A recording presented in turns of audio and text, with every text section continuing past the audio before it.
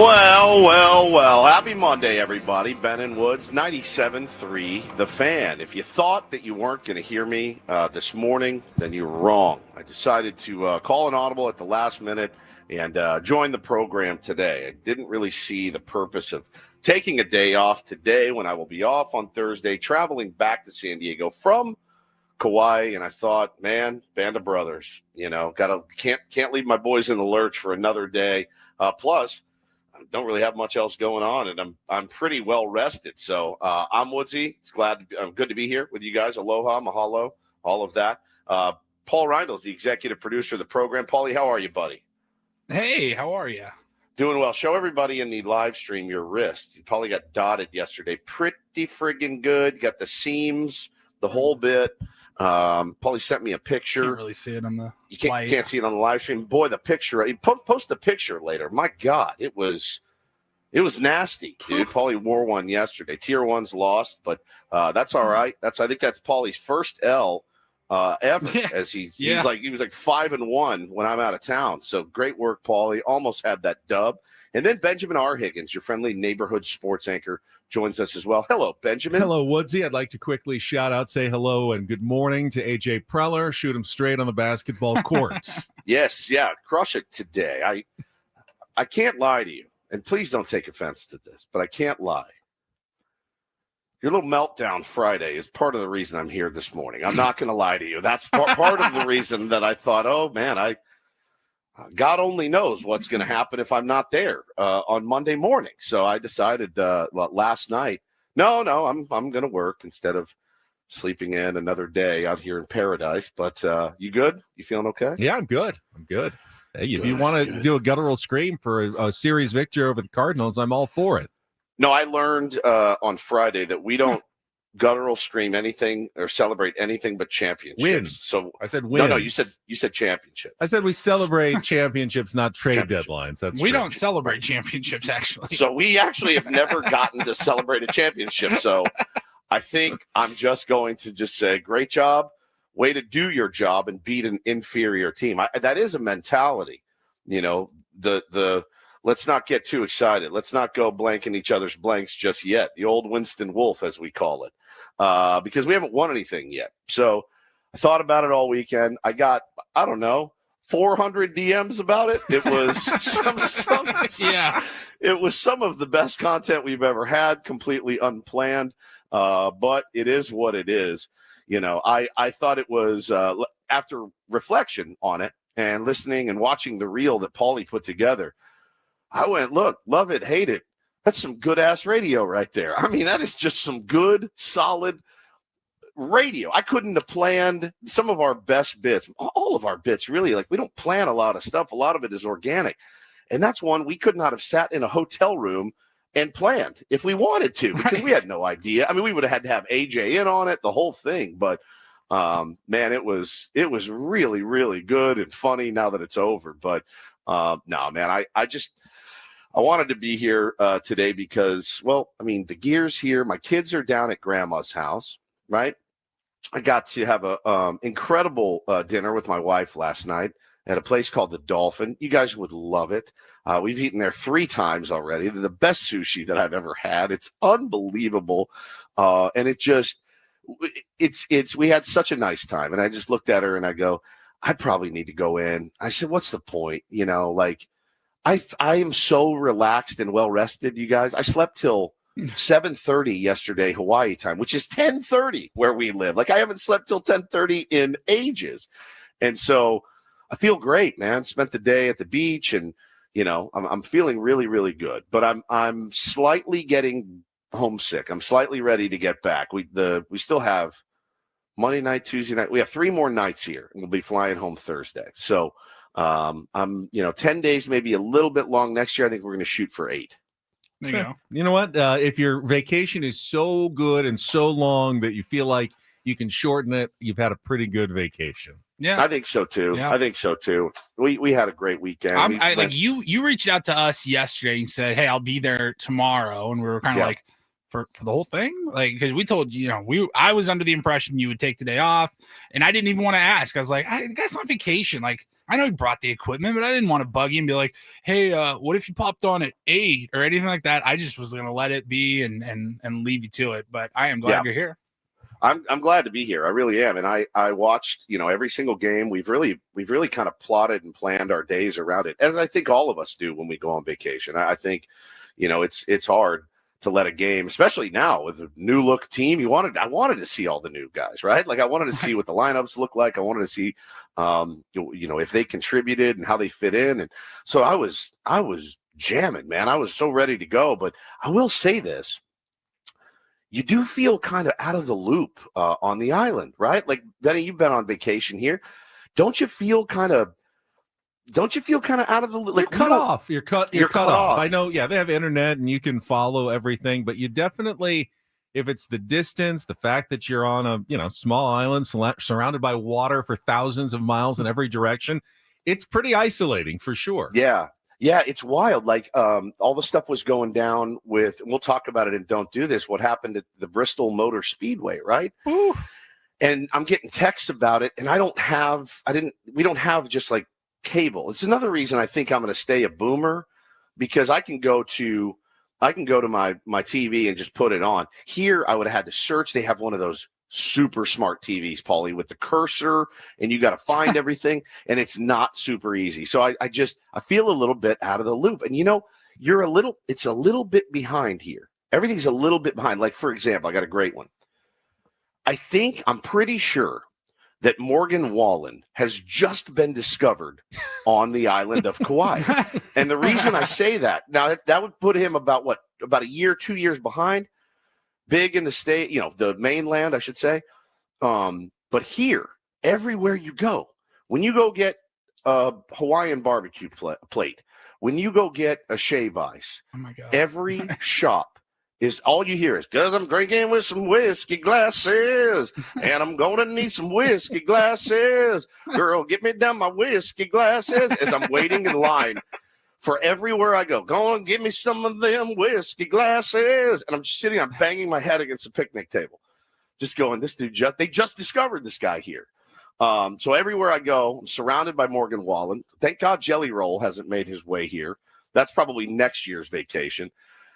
But holy cow, man, it's been awesome. We did the thing on, I believe it was Saturday, where my brother left on Friday. So Saturday we got up, went early, and we did the boat tour of the Nepali coast, which is it's just magical. Like, if you've never seen this place, it is truly incredible. And you hear all the stories, and, the boat captain is telling you, this holds the Maka'ama. And you're like, oh, what is that? He's like, oh, those are the dead Hawaiian soldiers are buried up there. You're like, oh, God bless. Like, really cool history. Oh, this is where we fought off the English in 300 BC or something. Like, all right, I'm gonna take your word for it. Like, you just have no idea. It's just crazy, man.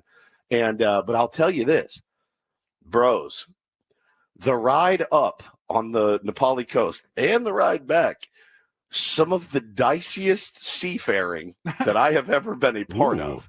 A lot of chop. I'm holding Bo real tight. He's a little bit scared. Hannah's holding Taylor. Taylor's having a ball. And we actually had to get the bucket out for Bobo. He almost tossed his cookies into the bucket, but he made it. Then once we landed, we found a nice spot to snorkel. I was worried he wouldn't. The kid jumped right in the water, went snorkeling, saw some really, really cool stuff down there. Dolphins were swimming around our boat. I sent you guys some video. Just incredibly magical and beautiful. Any chance that you ever get to make it out here, don't leave this island without doing a tour of the Nepali coast. I mean, just incredible. Heard all the stories about the locals. I mean, it was nuts. So that happened to me when we went to Maui on our honeymoon 23 years ago. We took a boat ride over to Lanai, which is, like a 45-minute hour boat ride just across the channel, and just to check it out for the day and then come back later. And as we sailed over, it was beautiful, calm seas. Was it a sailboat? It was one of those like ferries where you had a top deck that was open, and then there was an inside below. And as we went over, we were kind of inside, and I go, I'm feeling kind of queasy. So we went up to the top deck and enjoyed outside, and I was fine. I get a little seasick sometimes when you're kind of down underneath in the kind of in the cabin area. But as long as I'm out in the open and fresh air, I'm fine. So we get there, we spend the day, we get on the boat to come back, and they warn us and say, seas have gotten a little choppier. You might want to stay inside. And I go, I don't want to stay inside. I'm gonna get seasick. I'm gonna throw up all over the place. I'd rather just take my chances. I'll just be up on the deck. What's the worst that can happen? So they said, well, okay, that's fine. You can be up there.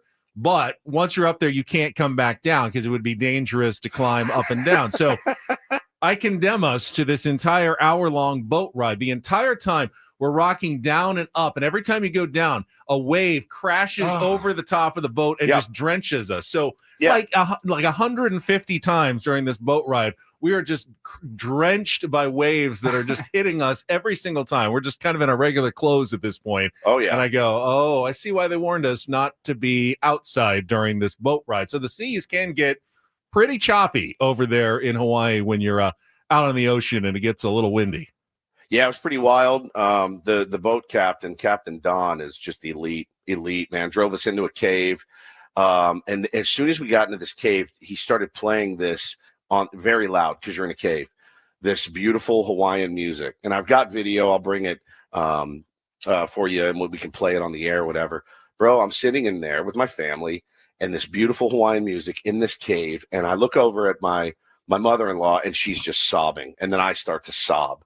Then it was just this really, really cool, beautiful moment. So many beautiful sights there along the Nepali coast, but we did make it back, no problem. It was a little bit like riding a roller coaster, getting back, but it was awesome, man. It was a beautiful, beautiful experience with the family. About 4 hours all in, and yeah, man. So I've been relaxing and watching baseball, eating pretty good. Lots of walks and taking care, playing with the boys, and they're having a blast. So it's really, it's so good for the soul out here at this place. And, it's like the most relaxed you can be because there's not a ton to do. We've already taken them mini golfing and stuff like that. There's not a ton to do. So you go down to the bay and the kids have been boogie boarding and things like that. They're getting into it. So it's been great. I'm crispy though, man. I'm crispy. My back is a little crispy. I'm getting some color on my legs. How's the chafing? A little bit of, the chafing is gone. Good. It is gone. It's the whatever surfer salve worked, back in action, so to speak. So we did have one. We have had one incident, and you guys don't even know what it is yet. And I told my wife at dinner, I have to tell it. And she said, no. And I go, no, I have to. And she said, no. This is ridiculous. You can't. And I said, well, I'm going to if they guess. She said, fine, if they guess. So begin the guessing. Like 20 questions. So something. All right. You were stung by a jellyfish. Nope. Something happened to Hannah and I specifically. Is it embarrassing? Yeah. Oh, we're on vacation. You were caught in flagrante delicto. What does that mean? When in the middle of it. Yes. Really? I guessed it that quick? Really? That quick. Wow. By who? Taylor. Oh. Yep. Taylor Woods. My 4-year-old. Do we need to keep guessing, or is this where you take over the story? That's not uncommon for parents of young children That's why I brought it up. Yeah. Because I know that there's a billion parents. We don't have that big of a listenership. There's a lot of parents out there that can absolutely relate. And it was 2 nights ago. And nobody heard anything as far as the door opening or anything. And all you know is you look over and there's his little demon curly headed face. Mom, I've got to go pee. Okay. I mean, you know how to go to the bathroom by yourself. I think he was scared. It was dark. And let's go into my parents' room and see what they're up to. And it was first time that's happened? Oh, yeah. Yeah. Oh, yeah. 100%. And it was, I've thought about it nonstop since. And luckily, their Gaga took them last night. So listen, we were able to complete the mission, as it were, last night. But it was one of the more, it was one of the more traumatizing things. And there's so many parents in Did he have in the questions? chat. Did he? Nope. What did he just did not say anything about it? Not a word, man. Which actually, Benny, makes it a little bit weirder and worse. When we got up yesterday, I looked at her. She looked at me. I was like, "You go first." She's like, "You go first." Went out. Everything was fine. Didn't say a word. I figured Bo would be brought into the loop. He was not. And I sat there and I kept looking at Taylor with a side eye all day. I didn't get a side eye. Like maybe he was so tired. He was like just had to pee and sleepwalking and didn't make the connection or whatever because he doesn't have any age idea. Without context, it may not seem that unusual to him. I don't know. Well, I mean, it is unusual when your parents are wrestling. doing that. They're just wrestling. Wrestling. Yeah. Vocally and in the throes of passion and delight. It wasn't great. I'll tell you that. It was not a cool experience. Mm-hmm. So it's the first time it's happened. Now, you have to he'd been in bed for like an hour. So we assumed after the day we'd had on the boat and all that, like that dude's going to be exhausted. knocked out. Hours and hours. Yeah. He's not getting up out of bed. There's no way they're tucked cozily in their bed. And, he walked right in and just his little face right by the bed, just sidled right up very sneakily. Mom, I have to go pee. And just both of us just. Do you not have terrified. A door lock? We had a door shut. We did not have it locked. Yeah. It was really, really, really something. I said, no, let the boy watch.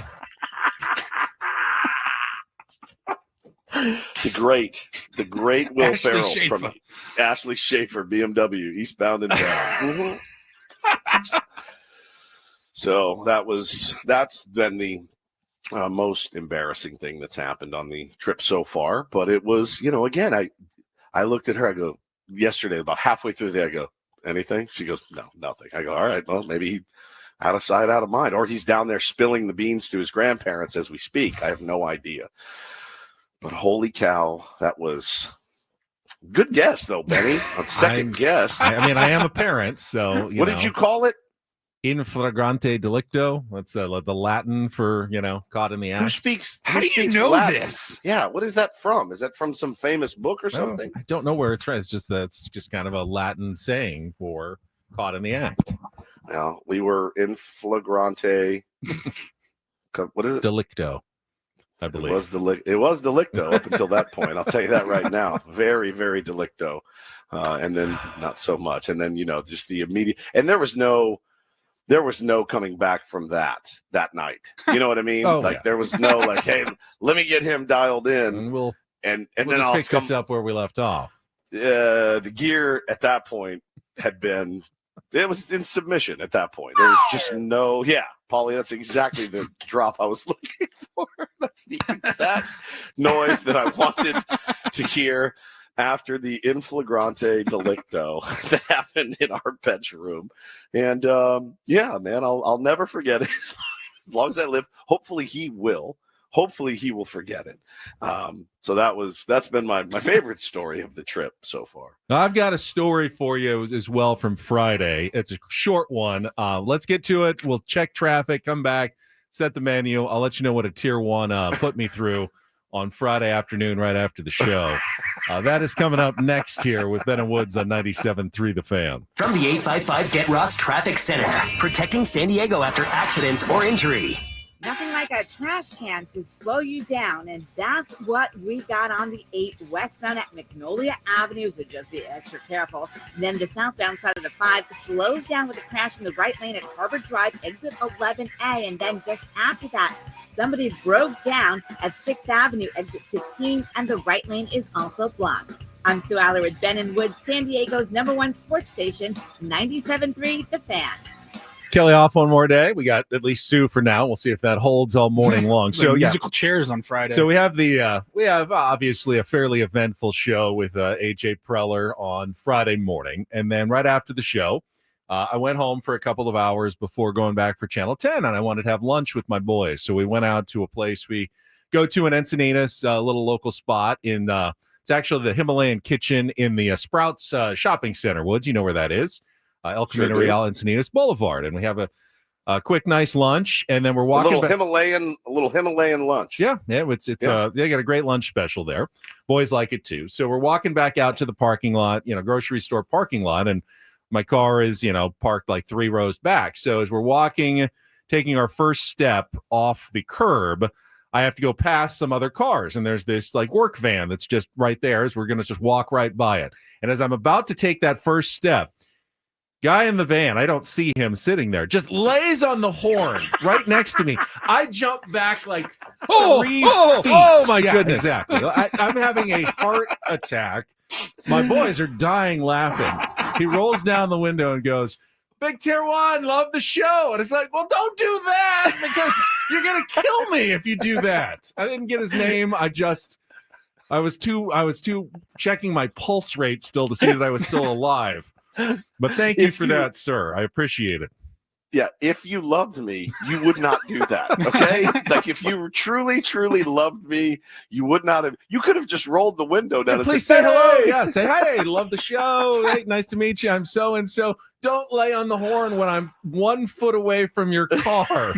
It's so good. That's so good, dude. Oh man. Oh, real quick before we go to break and get to the Padres wrap up. Wanted to give our beloved Tier 1, Caitlin, a birthday shout out. One of our most loyal and dedicated Tier 1s, always in the chat, listens every day. So Caitlin, we love you. Happy birthday to you. I hope it's happy birthday, Caitlin. All right, yeah, we got our wrap up the entire weekend.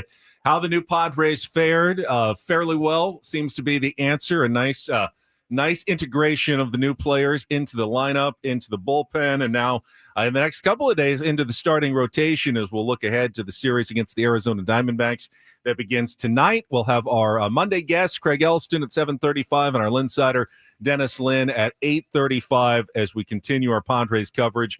All of our regular features as well, including we got some Padres Red Sox tickets, Paulie, it looks like, to give away for all week long. This coming weekend. We are giving away tickets all week long for Friday's game. Gwen and Chris will be giving away tickets all week long to Saturday's game. Nice. So stay tuned for that opportunity to win coming up. But let's get to the timeout, and we'll come back with all the highlights of yesterday's mostly comfortable 7-3 win until it wasn't in the last couple of minutes of the game, but they did get it done. And a series victory over the St. Louis Cardinals that is coming up next. Good morning. It is Monday. Ben, Woods, and Paul with you here on San Diego's #1 sports station, 97.3 The Fan.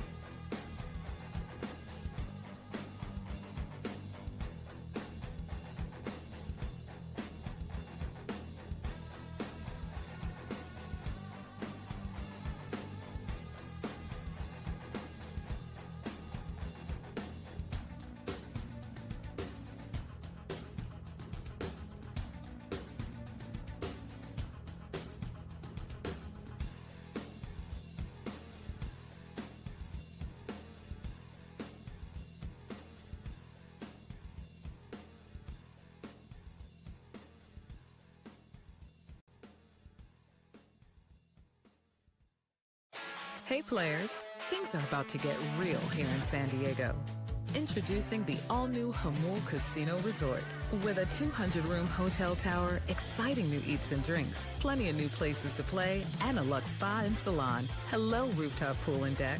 It's where players can play their hearts out and enjoy all the perks that come with it. It gets real this summer at the all-new Hamul Casino Resort, the players' place.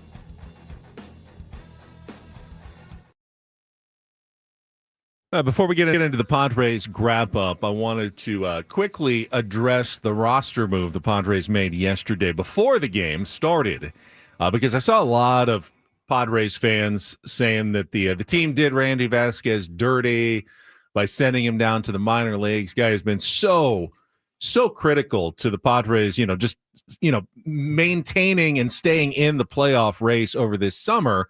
Yeah. And he has one kind of bad outing, one bad inning, really. 5 bad batters, essentially. And he's off to the minor leagues the next day.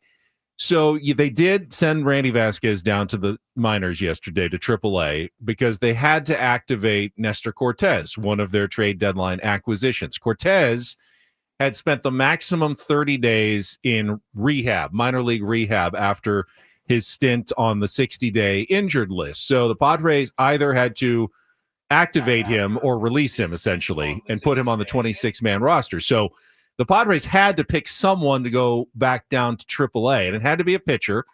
And they really had no other choices because in their bullpen, the only guys like at the back of their bullpen, Yuki Matsui and Wandy Peralta, they don't have options. So had they sent them down, they would have had to DFA them and release them. And I don't believe the Padres wanted to release either of those guys. Randy Vasquez simply had the bad luck of being the one guy who had minor league options remaining and thus could be sent down to AAA. So don't view that as some sort of indictment necessarily on one bad performance by Randy Vasquez.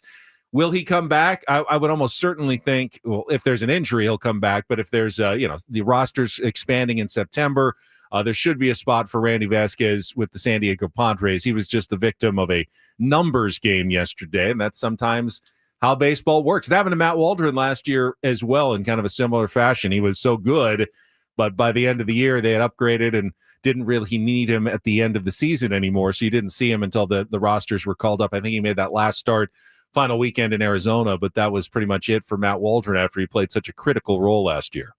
I mean, look, it's a really, really gnarly business. And as long as you have options, it's always in the back of your mind that, yes, they will probably exercise these at some point.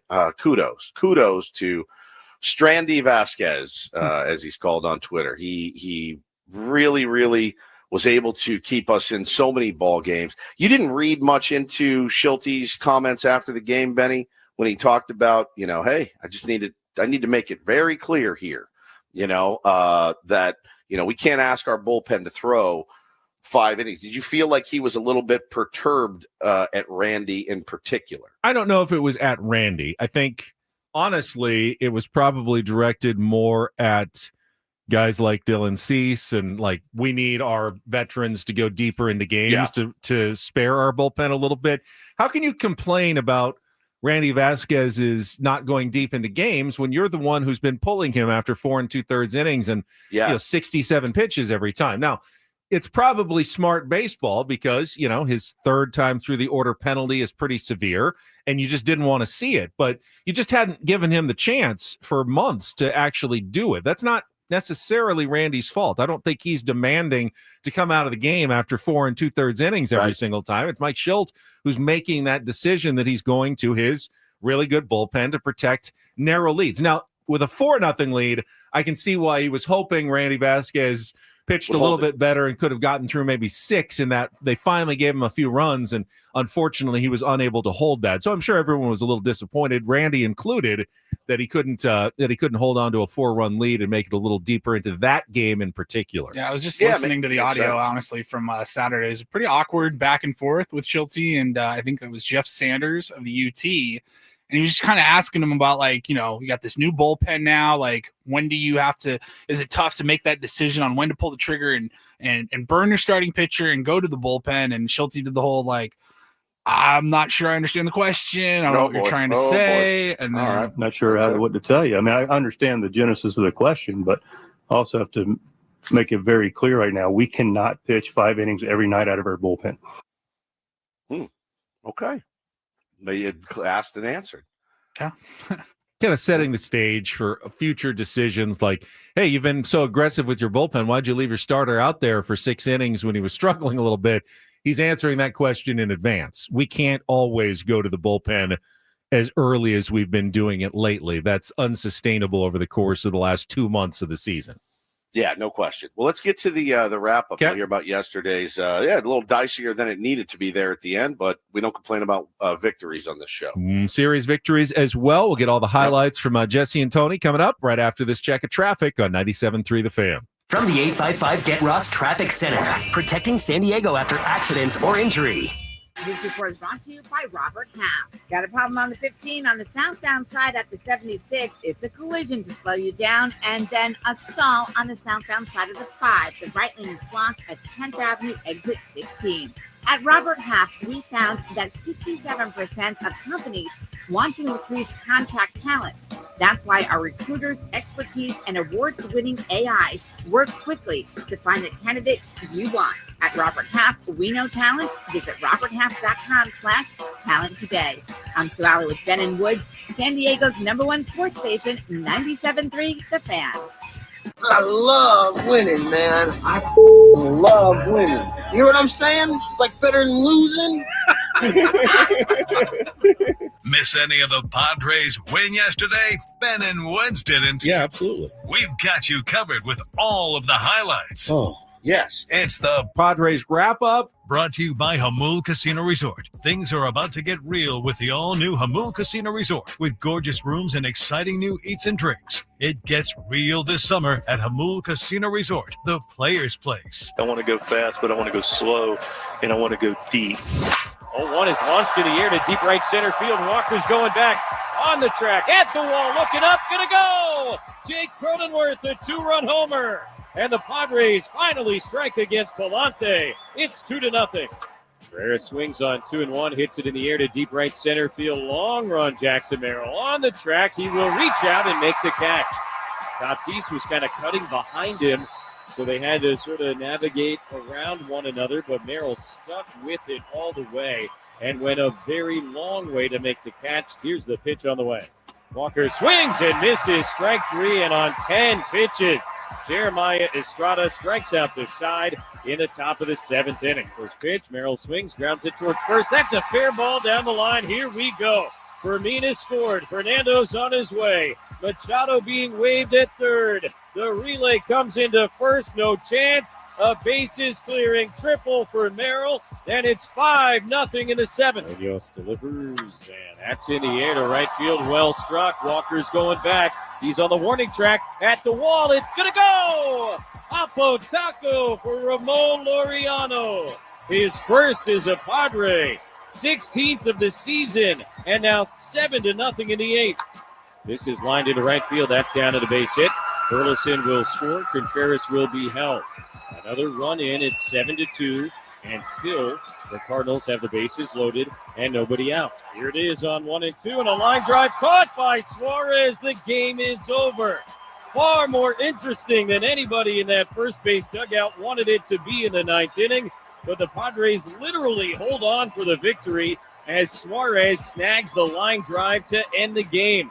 Cardinals get 3 in the 9th, but that's all. And the Padres wrap a 5-1 homestand with a 7-3 win over the St. Louis Cardinals. I couldn't have been more pleased with the whole game, really. I mean, it was almost an unblemished game.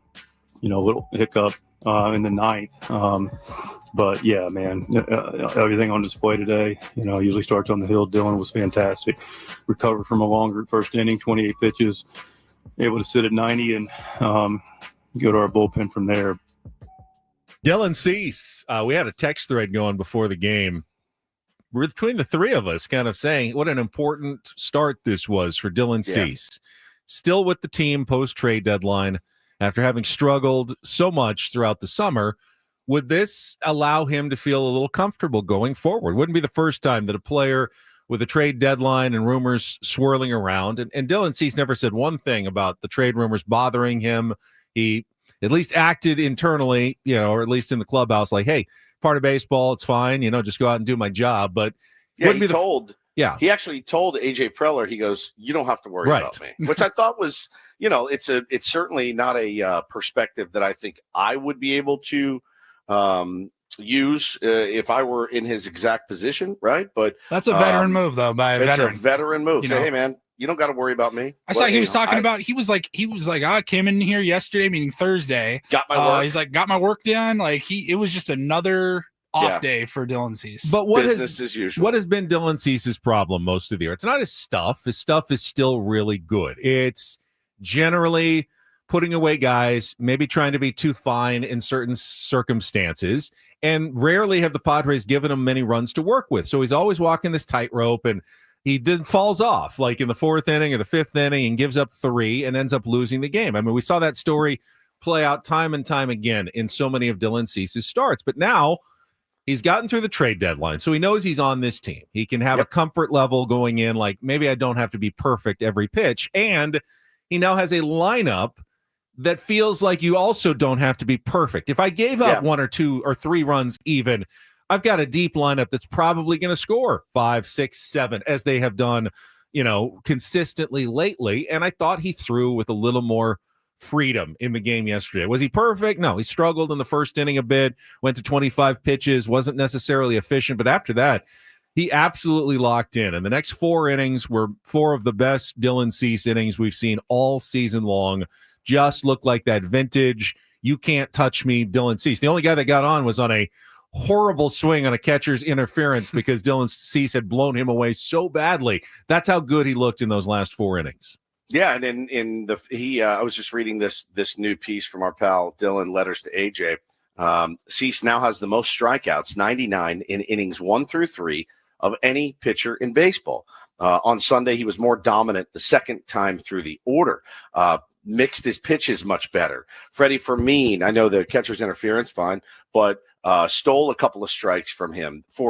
The framing of Freddie Fermin is light years ahead of Diaz and Maldonado, and he's contributing offensively. Really like this pickup from the San Diego Padres. I think he's only going to get better. So yeah, man, that was it was really, really nice and well needed. And you know, when it comes to being able to have your 6th best reliever with like a 2 ERA in David Morgan, that's pretty great. Like, you have Miller and Morgan warming up, and hey, if it stays close, we'll go to Mason. If it doesn't, we'll go to Morgan. Morgan comes in, gets the job done. Yeah, finally, a little hiccup for Adrian Morejon. Now, what is it, right? Is it a symptom of just having a bad day? Is it a symptom of, I haven't pitched in 4 days and I'm a little bit rusty? So didn't really worry about it. We got the job done. Suarez had to come in, yes, and get the job done. It was a little bit dicey on all aspects, had the tying run at the plate, but at the end of the day, you got the job done. Yeah, Jeremiah Estrada was so good coming back a day after he gave up that 2-run double,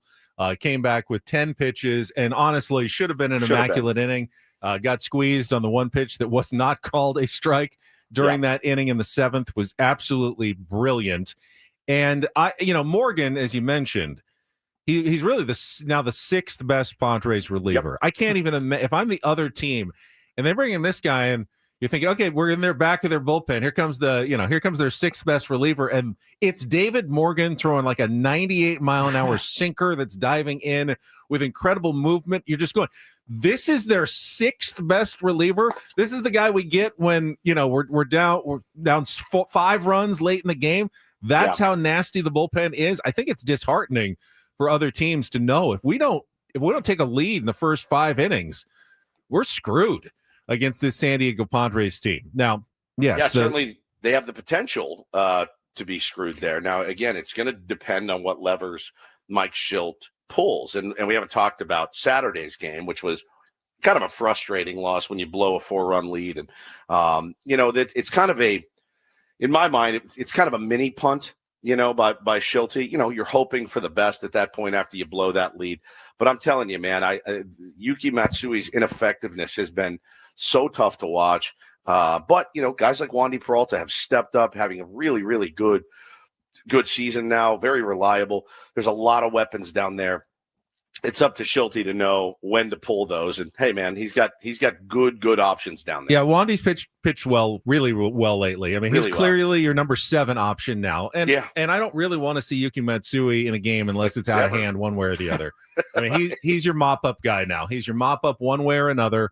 You're down 5, you're up 5 or more. And that's when probably you'll see Yuki Matsui pitching in games, unless he turns it around and starts throwing a little bit better. Now, offensively yesterday had the makings of one of those very frustrating games for the Padres, especially early when they had all kinds of traffic on the base paths in the first 3 innings and could not get anything out of it against Andre Palante. They only had 1 hit all game long with runners in scoring position. Very pre-deadline a couple months ago, feeling like Padres couldn't do much offensively. But the difference now with this new lineup wasn't necessarily one of the new guys. It was Jake Cronenworth. But the fact that you now have Jake Cronenworth batting in the 8th slot because of the additions that you've made have turned the Padres' biggest weakness, and we talked about this last week, your 7, 8, 9 slot that was the biggest weakness of the San Diego Padres has now turned into a fairly large strength for the San Diego Padres. Jake Cronenworth's, I think, WRC plus is 114. So he's 14% better than an average hitter. Yep. And you're getting him out in the 8 hole. Most teams will happily accept like a 90, 85 WRC plus player at the bottom of their lineup. Now the Padres have an actual plus offensive player there at number 8. And it's you see what a difference it makes now. And it makes it just much harder for opposing pitchers to navigate the entirety, Woods, of the San Diego Padres and lineup. lengthening your lineup like this, like I've seen people talking about like Gavin Sheets, kind of like how we talked about Randy Vasquez earlier. Like, hey, it's a cold business, like you have one bad game, it feels like, and then you get sent down. All of a sudden, Gavin Sheets has been a guy that came out of nowhere all season long for the Padres and had a lot of clutch moments. And now it's like, bro, you're on the bench. Like, sorry. And I'm thinking, yeah, that sucks, but what a bat to have coming off the bench compared to what we've seen throughout the whole season up to this point. Well, and he said, he understands it. He understands it. He understands his role. That's a really mature player. That's a guy that's been through it and realizes, his value to the team. And he's going to get some starts. Of course he will. But to have that length is crazy. And you look at what the bottom of the lineup did yesterday, and I guess 1, 2, 3, 4, 5, you can go 6 down, right? O'Hearn with a knock, Laureano with 2, Cronenworth with 1, Fermin with 2, drove in three runs at the bottom of your order. I mean, it's outstanding. That's exactly what you're looking for. Jackson Merrill, obviously, in the cleanup spot with the big 3-run triple. It's fantastic, man. It's everything we were missing from this team, and now they really look like a complete lineup with a complete bench as well. So, kind of the dream right now, guys. If what they can, keep this thing going, this is a pretty formidable team. The biggest addition, though, in my mind, it was not Mason Miller. I think it was Ramon Laureano, and he showed that off with the home run that he hit in the bottom of the 8th inning, his first as a Padre, because when it left the bat, I thought, watching on television, as I've seen happen, a million times at Petco Park, that's a deep fly out. That's good. Yeah. It's a good strike, but that's a deep fly out at Petco Park because almost no one, unless your name is, Tatis or Manny, and you really crank it the other way, has the ability to do that. And when I saw that Ramon Laureano now also has the ability to do that, and he also has a swing where he can hit that pull home run at Petco Park, kind of hit the Higgy Bank like Kyle Higashioka did, and you will see that at some point, I believe, from Ramon Laureano as well. That, to me, is the critical addition for the San Diego Padres down the stretch. Someone who has the ability to put together some offense at Petco Park, because that was huge.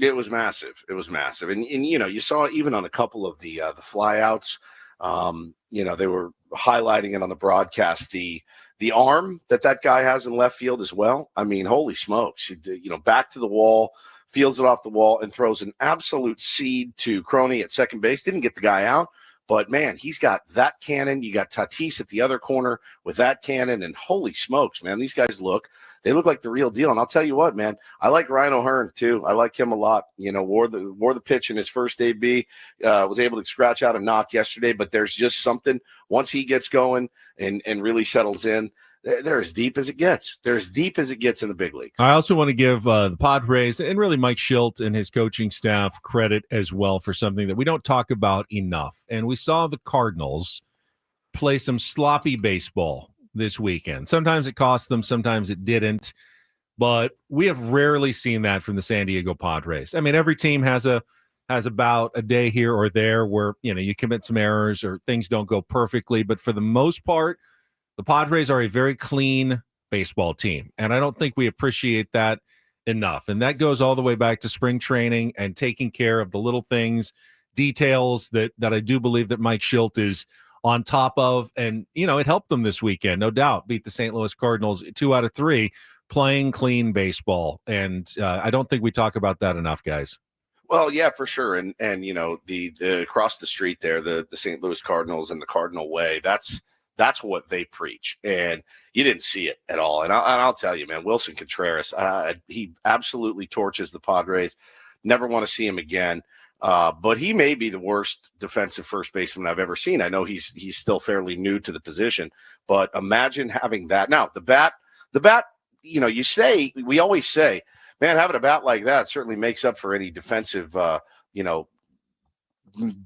disability that he may have. I don't know that it does. I mean, he cost his team a win on Friday night. I mean, just a horrific butcher down there at first base. So I don't know, man. Like, these guys that we got, they're good defensively. They have pop. They complete the lineup. Really nice additions and really, really good baseball played this weekend. All right, we will get into the other two games in a little bit more detail coming up in the second hour of Ben and Woods. I think we're at the point now with about 50 games left where it's important to really take stand of where the Padres are in the standings in terms of the wild card, the divisional chase, even the seedings in the playoffs, because they didn't make these acquisitions to just sneak into the playoffs as a 6 seed. They made these acquisitions because they want to move up. They want to move up and try to win a division, get a bye in the first round, and increase their chances of success in October. So, where do they stand? How did they do this weekend against the other teams that are chasing playoff spots and first-round byes and division titles? We'll go through all of that coming up, as well as we look forward to hour number 2. We'll also talk with Craig Elsten, our buddy, coming up at 7:35, and we got a segment of Don't Do This all on the way on a Monday morning. More Ben and Woods coming up. Thanks for joining us on San Diego's #1 sports station, 97.3 The Fan.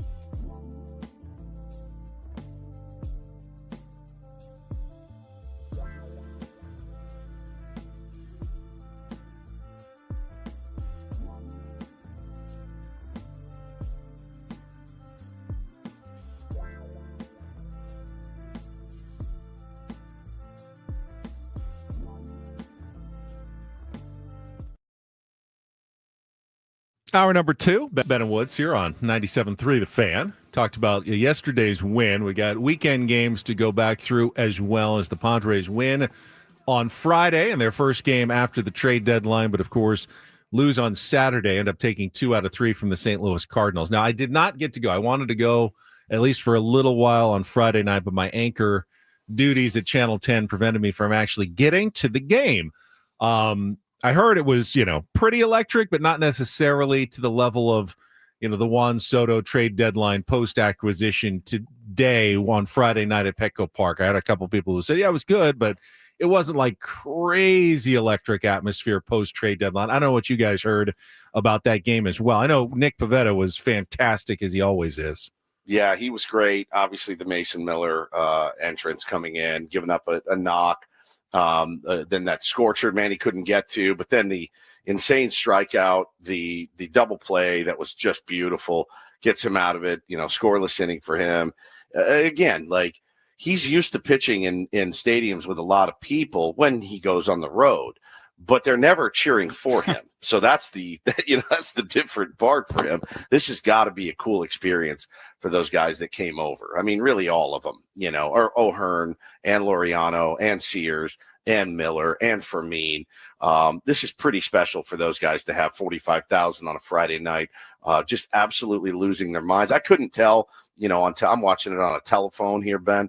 I couldn't tell what the atmosphere was like. Certainly sounded loud and pretty nuts, but I just keep thinking to myself, my God, man, we have Mason Miller on this team. Like, this is insane. Mason Miller. And I was talking with some friends who were a little skeptical, I think, of the move, the Miller move in particular. And, you have a lot, man, for a bullpen arm, I'm like, I hear you. But then by like Sunday, still having those same conversations, you could kind of see people's mentality had already changed after Friday night when they saw that 102.8 mile an hour fastball in a Padres win on a Friday night. Everyone that I talked to was like, yeah, that was nasty. Like, that was awesome. I get it now. I see the vision. I see the super pen. Like, I'm all in. Let's go. Yeah, no question. Mela's 24 in the chat says, yeah, Friday's game went nuts. Once Miller hit that 103 mile an hour pitch, people did go wild. And we got a sneak preview this weekend of how Mike Schilt plans to deploy the bullpen. He can always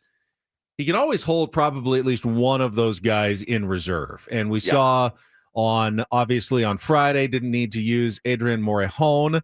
He only needed Mason Miller, so he was able to keep Jason Adam rested that day. And then he has, guys who are rested for the next couple of days, just used a little, of course, of Jeremiah Estrada on Saturday, and then used everybody but Mason Miller on Sunday. So he'll be quite rested and ready going into Monday. But I would imagine it's just kind of going to be this try to every other day as much as you can, save one guy or, two guys so they can be fresh for the next day and see if you can just keep that going for the rest of the season. Well, that and the offensive outbursts, those will help, being able to put up multiple runs, not having to worry about using those high leverage guys. It's a delicate balance, man, of keeping guys sharp. And, you see it every day on Twitter. Why are we going to him here? I saw it was a closer recently. I can't remember who it was. Came in. He hadn't pitched in a week, and then they're like, why are they throwing him in a 5-run game? And I don't think he did very well. And look, I mean, there's a method to their madness. Again, we all, want to think that we know how to manage a bullpen better. I can promise you none of us do. But there's a plan for these guys, and you have to figure out, how to get them work and when. And sometimes it doesn't always match up with what we think is the right thing to do. So it's a very unenviable task managing a bullpen. And look, especially one with so many weapons, that's like 5-6 guys that are absolute rockets. And you're like, how do I get them all in? I certainly don't want to do it every day. I mean, but you talk about lengthening our lineup. We've lengthened the hell out of our bullpen too, and it's just going to be a whole different set of issues for Schilte to manage. In an ideal world, and of course baseball never plays out that way, but you'd have your starters go, 6 strong innings as often as possible, right? And then you'd go with 3 of your high leverage arms in a close game one day, and then you go with the other 3 of your high leverage arms in a close game the next day, and then on the third day, your offense puts up like 9 or 10 runs, and you go with, Yuki Matsui and Wandy Peralta on that third day, and then you just reset it all and keep going for the rest of the season. Now, baseball never works out that simply for managers where they can just kind of pencil out a week in advance and go, yeah, here's my reliever for Tuesday, here's my relievers for Wednesday. You have to play it as the situation dictates, as the matchups dictate, and sometimes you're going to need guys to go back-to-back days. Sometimes guys will be tired. Robert Suarez is not going to close every game the rest of the season. Mason Miller will get a chance in the ninth inning because they don't want to overuse Robert Suarez. So he will get those ninth inning opportunities occasionally as well. And it's going to be up to Mike Schilt and Ruben Niebla to kind of work that dance forward to keep guys fresh, but also make sure they get enough work, as you said, Woods, and also keep your lower leverage guys in the game. And, because you might need them for a big outs here or there at some point early in the game. And that's the dance that they have to, put together for the rest of the season. Well, how wild was it yesterday? Jason Adam coming in the sixth inning? You're like, holy crap. Jason Adam in the sixth, Estrada, and on we go. You scored some runs, so you were able to go to Morgan there. It's pretty beautiful, man, when it all works out. And, yesterday, yes, I do understand it did get a little dicey. I think Morejon was due for a hiccup, hadn't thrown in a while, so not too worried about him. He'll right the ship there. And, again, maybe it wasn't the highest leverage for him. Maybe that's where he's really thrived this year. There's a million things that go into it, but I'll take our pen against anybody's. Yeah, I was really, surprised. Really I was a little surprised to see him, but then I realized you can't just sit him for a week and expect him to be sharp, so you have to use him. Perhaps they didn't love the matchups for most of the series. I mean, you didn't see him all series until the last day. And then it was in a 7-0 game. It's not that they've lost faith in Adrian Morejon. He's been the best reliever pretty much in baseball all season long. It's simply, he never had the right lane of lefties that they thought they'd go to. And it's going to be much more matchup based. Like Adam, they picked Adam in the sixth inning because they liked him specifically against whatever three guys were coming up, because they could have gone Estrada in the sixth and Adam in the seventh. But for whatever reason, they felt like, okay, I like Estrada better against these next three guys. So they're going to be much more matchup based with who they bring into the game. We may see Mason Miller in the sixth or seventh inning sometimes based on matchups and who's coming into the game. And certainly Adrian Morejon could pitch in any inning, as we've already seen, when tough lefties are coming up and the game's close. So it's going to be much more matchup based, I think, the rest of the year. Yeah, fine by me, man. That's on them to make those decisions. I'm pretty confident in everybody we got down there, other than Yuki probably at this point. But, like you said, there's even a spot for him. If you get up or down a bunch, get in there, get some outs. But yeah, it's pretty beautiful to see, and certainly beautiful to think about. I think about it all the time. I think about that pen more in the day than I probably should, and the lineup now as well. I think about it constantly. So AJ Preller really did a great job at addressing the needs, and now it's up to Schilt and the crew to figure out how to use these guys and win a lot of baseball games. How many games left, Benny? 50? The Padres have, I think it's 50. Yeah, exactly 50. Yeah, exactly 50 left. 50 games to go, and, people. And on Saturday night when the Padres blew the 4-0 lead, and my mom texted me, it's just kind of like that green faced emoji, and I go, the sick. They weren't going to go 53-0 the rest of the way. That's true. That's true. They were not. I mean, if you can come back and win the series, it's fine. Yep. It was never going to be 53-0. You don't want to blow a lot of 4-0 leads. Let's say that's a bad thing, to set a precedent going forward, but it's not going to be perfect the rest of the way. Hey, we're guilty of it. I'm sure you were out there. You win on Friday, you get your new lineup in, they score in the first runs. 3 innings, you're up 4-0. We were all feeling pretty good. Oh yeah. At that moment. And maybe even some idiot decides to text his buddies about how different this team feels, or maybe tweet something about it with a Mr. Miyagi face. Maybe some idiot does that. Maybe that idiot has learned. I'm pretty sure every group of friends had the same text threads and the same feelings, like, holy, this is going really well. Maybe that idiot has learned his lesson and will only be tweeting words of encouragement after a dub. But yeah, pretty good work from the fellas lately. But one of the biggest developments of the weekend, Jackson Merrill had a big hit in every single game. 2-out single on Friday, home run, his first his first since the 2-homer game against Wheeler. And really, other than that game, he hadn't hit another one since May. So wow. To see him connect like that over 400 feet to center, it looked more like last year's Jackson Merrill than this year's. And then, of course, the 3-run triple yesterday. Getting Merrill hot, I mean, is just as important as adding Laureano and O'Hearn and Fermin to the lineup in order to extend the Padres offense. So even though they lost on Saturday, to see Jackson Merrill go deep in that game, that was a welcome sight as well. Because I wonder if he's a second half player, because I remember, I mean, he was good last year in the first half. He's good enough to make an all-star nod for sure. But all those clutch home runs, I remember them, so many of them being in the second half of the year. They were in August, particularly. Yeah. Had a bunch of those going forward. And I want to point something out that I was thinking about this weekend, because the Padres are 12 games above 500 and very, very similar in terms of record to where they ended up being last year at this time. 2022 was in the similar vein in the second half of the season. But remember both of those years. They had so many special, incredible walk-off comeback wins. LFGSD in 2022, Jackson Merrill doing insane things with late inning, come from behind home runs last year. They really haven't had any of that this year. And that's actually a good thing, to be able to put together a decent record without needing to pull a rabbit out of the hat, once a week with an incredible comeback, an incredible walk-off. They've just been kind of playing solid winning baseball for, the better part of the season, certainly since the All-Star break. And it doesn't require a miracle every other day for it to happen. No one has to just absolutely come through in huge clutch situations over and over like they did in 2022 and 2024. And to me, that's more of the sign of a team that you would expect to go deep into the playoffs than one that eventually, of course, the magic always runs out. There's no inexhaustible supply of walk-off magic for any team, and they haven't needed it this year, really. No question. There's no question. And you're right. I'm not discounting your point even a little bit. We have had, though, on the pitching side, in my opinion, a lot of magic. I mean, honestly, and I think it's because of the defense, and I think it's because of the pitching. You think about what we were able to do without Michael King. You think about what we were able to do without Darvish, without Musgrove, with Dylan Cease being not great.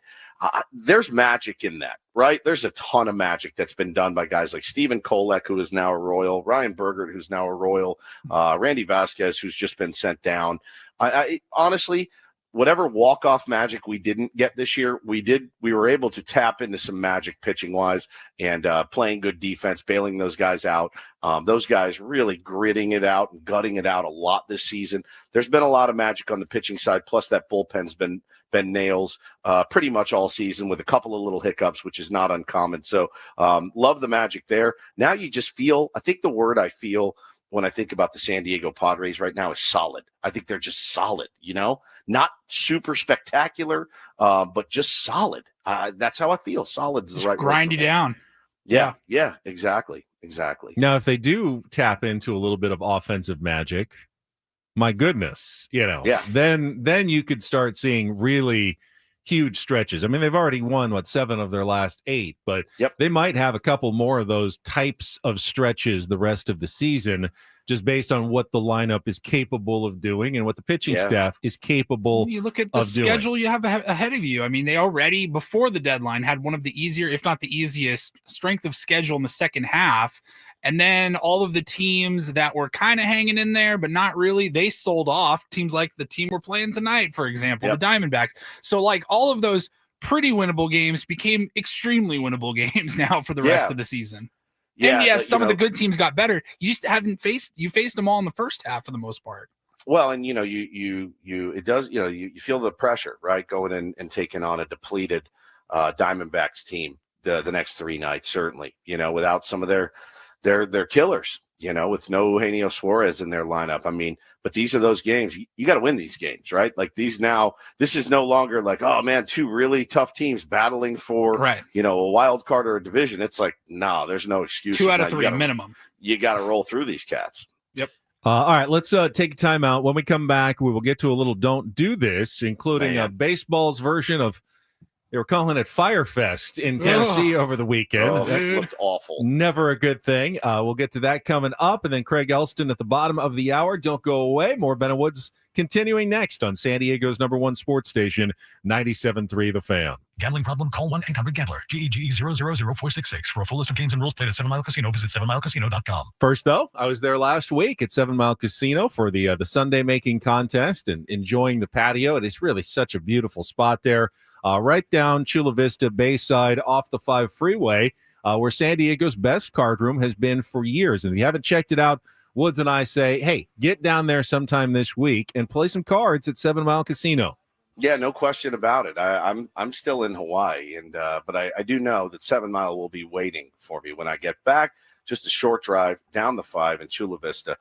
Great place. You got all the card games that you're looking for. They got Texas Hold'em, Pai Gow, Baccarat, and of course, my beloved California-style blackjack. Dealers are friendly. Chairs are comfy. It is just an upscale atmosphere, and they love high-limit players. So if you're looking for a higher-level game, 7 Mile Casino is the place for you. They'll take care of you. 35% discount on food from Sammy's while you're playing at the table. If you're waiting, it's a great spot with a full bar. And again, that patio that's just amazing right there on the water looking out toward Coronado and San Diego Bay. Check it out today, 7 Mile Casino, just 7 minutes from downtown.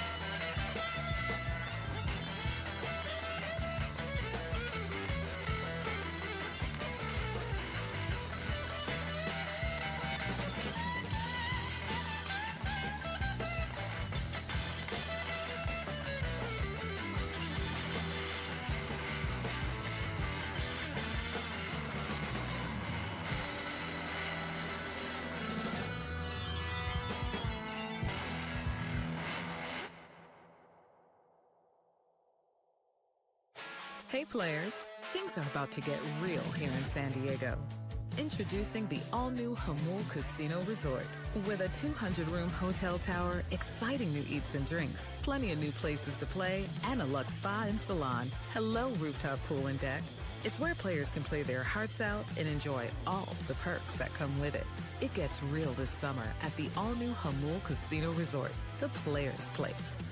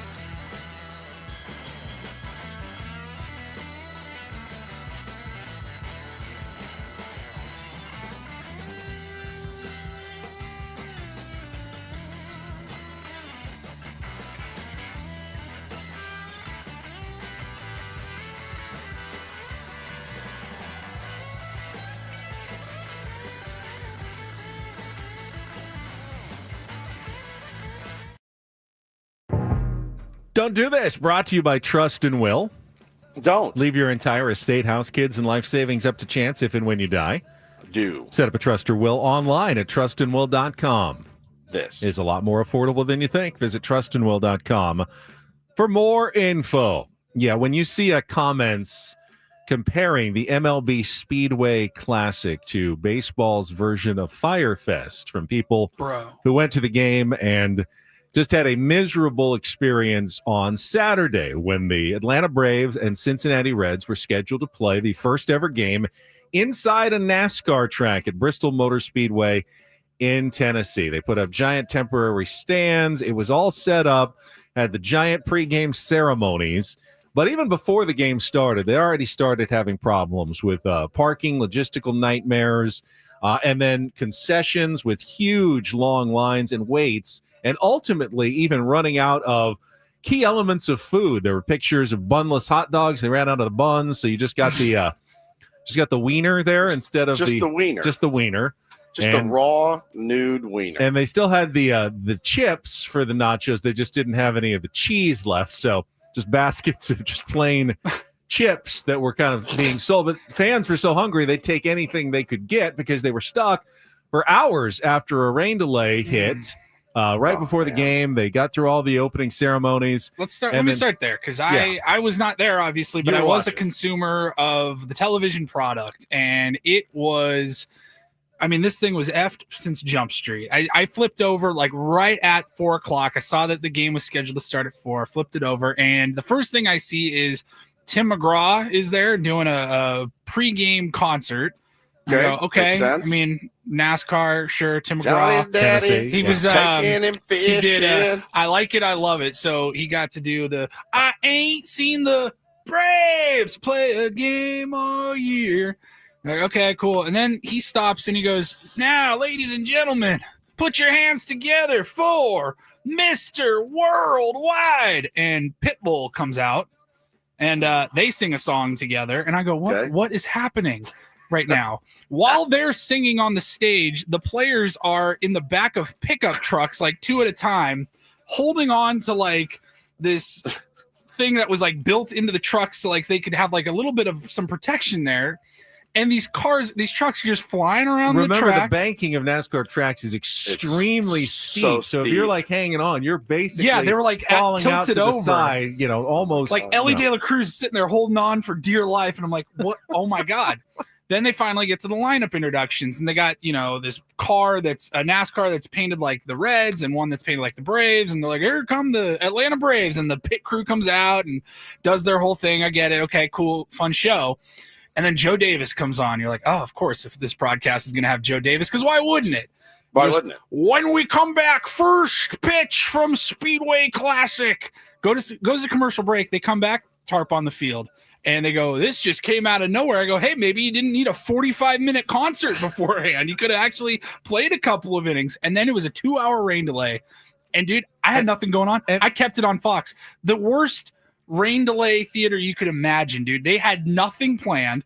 They just kept throwing to Ken Rosenthal. He's like, I'm standing here with this player. So what do you think of this rain? He goes, yeah, this is cool. I just, hope we can get the game in. And like, even Derek Jeter's like, this is terrible. And then they make the mistake of trying to play the game after and a 2.5-hour delay. It just turns into a mud pit out there. I mean, puddles everywhere. Derek Jeter said on the broadcast, he goes, the only reason they're trying to do this is because of what they've built. If this was any other ballpark in America, they would have banged this game by now, would play 2 tomorrow, and just go. So they did. I saw them playing like in a lake. I mean, it was a lake. I saw a ground ball through the left side, and guy dove for it and just slid, and I just went, oh man, you're just screwed. It's such a nightmare, man. Completely blew it. Horrible idea. So now they did come back and play the game yesterday. It was a little bit of a better scene. Eli White hit a pair of home runs. They had the home run car that came out, the NASCAR that ran around the track, which was kind of cool. And because the stadium is so big, the shots like of the home run, like the one that you get from the top of the stadium, it was actually like so high up that the ball like could just get right to where the camera was. Like I've never seen it closer at the top of the arc. So that was a little bit cool. I see maybe what they were going for. The execution was just very poor, apparently, from Major League Baseball over the weekend. Well, Benjamin, speaking of poor execution, I have always thought, there are organizations that maybe they don't win a lot. Maybe, they could certainly do better, but they do things the right way. Well, the Pittsburgh Pirates, they're not one of those organizations. And it was just made even more clear when this audio emerged on Friday night before the game.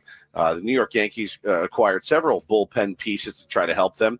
They have not done so yet. It did not go well for them on Friday night. One of them was Pirates closer and Pittsburgh native David Bednar.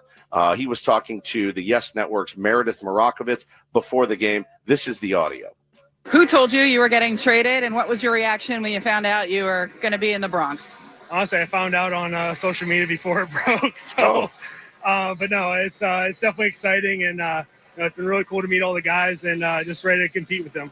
Okay, walk me through it. You're going through X, and you see that you've been traded. Who do you call to make sure that's correct, or do you automatically assume it's correct? Yeah, I called my agent and just kind of talked to some other people, and didn't get the confirmation until a little bit later. But no, I just grateful for this opportunity. Didn't get the confirmation till later. Saw it on social media that he had been traded, and no call from Ben Cherington. Certainly Bob Nutting. I was not going to pick up that phone, or Don Kelly, the manager of the Pittsburgh Pirates, because let's be honest, he probably didn't know either. But for no call from Ben Cherington, David, it's Ben. Just want to let you know you've been traded to the New York Yankees. Thanks for everything you've done here in your hometown of Pittsburgh. Thanks for all the charity work that you put in. Thanks for everything you do. We're shipping you off to the Bronx. You're going to have a chance to go out and compete. And nothing at all. Found out on social media. Of course, David and the Yankees were part of the probably worst trade deadline debut in baseball history on Friday. What's worse than that? When the Yankees built a 9-4 lead in Miami against the Marlins and brought in all three of their new relief pitching acquisitions, Jake Bird, David Bednar, and Camilo Doval, who all proceeded to blow the game, and the Yankees ended up losing 13-12 in the bottom of the ninth, including an error out in right field by who was out there? Jose Caballero. Another of their new acquisitions as well. Just the most nightmarish debut for all the new Yankees on Friday night, and they end up getting swept in Miami over the weekend. Well, and Welsh Fryer in the chat says I watched the Trevor May video. He said you're likely to find out you're traded from Passan, et cetera, because, and that's the thing is like I think with you heard Dylan Cease talking about the multitude of conversations that he'd had with AJ Preller, right? Like, hey man, you're on the block, as you know, don't worry about me, I'm good. It's that little extra detail from teams that you can really, like, how bad would that suck? You don't know you're being moved. There's whispers, you look, you go, oh, I guess I was traded. But to find out, maybe hours later that it actually went through, you got to call your agent and say, hey, is there any truth to this? Well, hang on, let me call. Let's figure it out. What a nightmare. What a nightmare.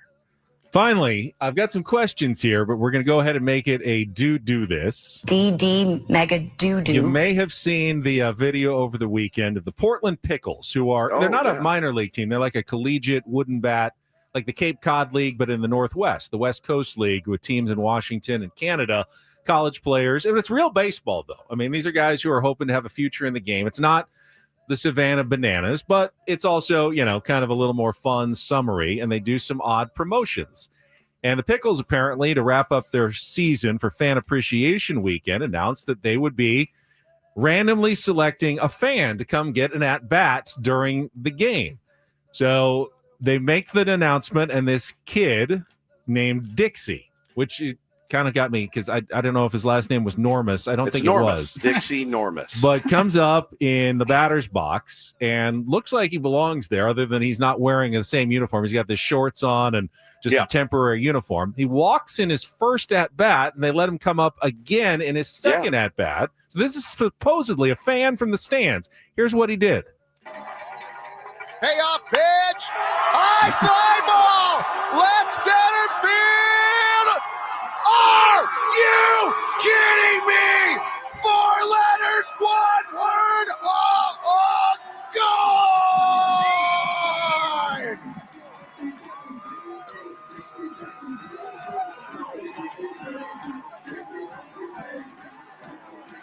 I mean, Look, He hits a home anytime run. something goes viral, my first inclination is to question it. And I'm thinking, look, even if that was like a Division I baseball player, retired or whatever, and they like randomly picked him, you still got to hit the ball over the fence, and that's not easy to do. So I'm going to say that this passes. So, and the Pickles have just announced that they have signed Dixie, their fan, to a one-day contract, and he's going to play again tonight for the Portland Pickles.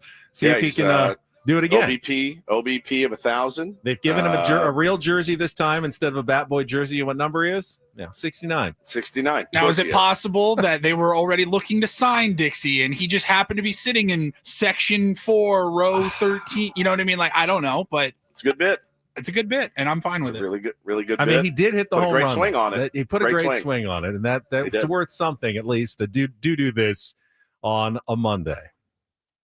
That was Don't Do This with Ben and Woods on 97.3 The Fan. All right, we will come back. Craig Elsten, our buddy. It was a tough weekend for SDFC, but we'll talk with Craig about the Padres as well. When we come back, don't go anywhere. Ben and Woods continuing on San Diego's #1 sports station, 97.3 The Fan.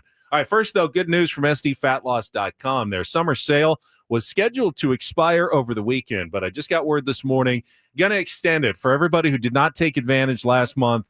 Going to get another chance here in August to get $200 off the program with SDFatLoss.com here in August. So if you've gotten through the summer and you're thinking about, back to school, the fall is coming up, and you really want to get your house in order when it comes to your weight, this is an easy way to do it. I did it in summer of 2023, and I lost 40 pounds in 60 days, and I've kept all the weight off. The program is based on eating real foods, not prepackaged meals or shakes, and you don't have to take any injections or even exercise at all, and you can lose up to a pound of fat per day and 10 to 20% of your body weight in just 60 days. And then because you're not relying on injections or bars or shakes, it's so much easier to maintain like I have for the last 2 years. Keep that weight loss off. So go to SDFatLoss.com. Schedule your free consultation. Find out how your metabolism may be sabotaging your weight loss goals with your free consultation.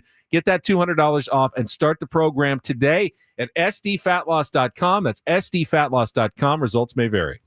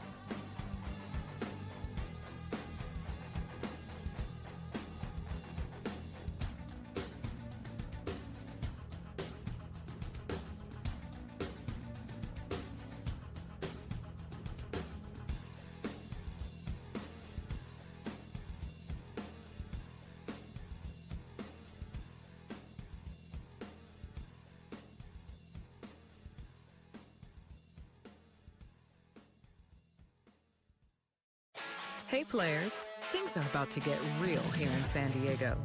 Introducing the all-new Hamul Casino Resort. With a 200-room hotel tower, exciting new eats and drinks, plenty of new places to play, and a luxe spa and salon. Hello, rooftop pool and deck. It's where players can play their hearts out and enjoy all the perks that come with it. It gets real this summer at the all-new Hamul Casino Resort, the players' place.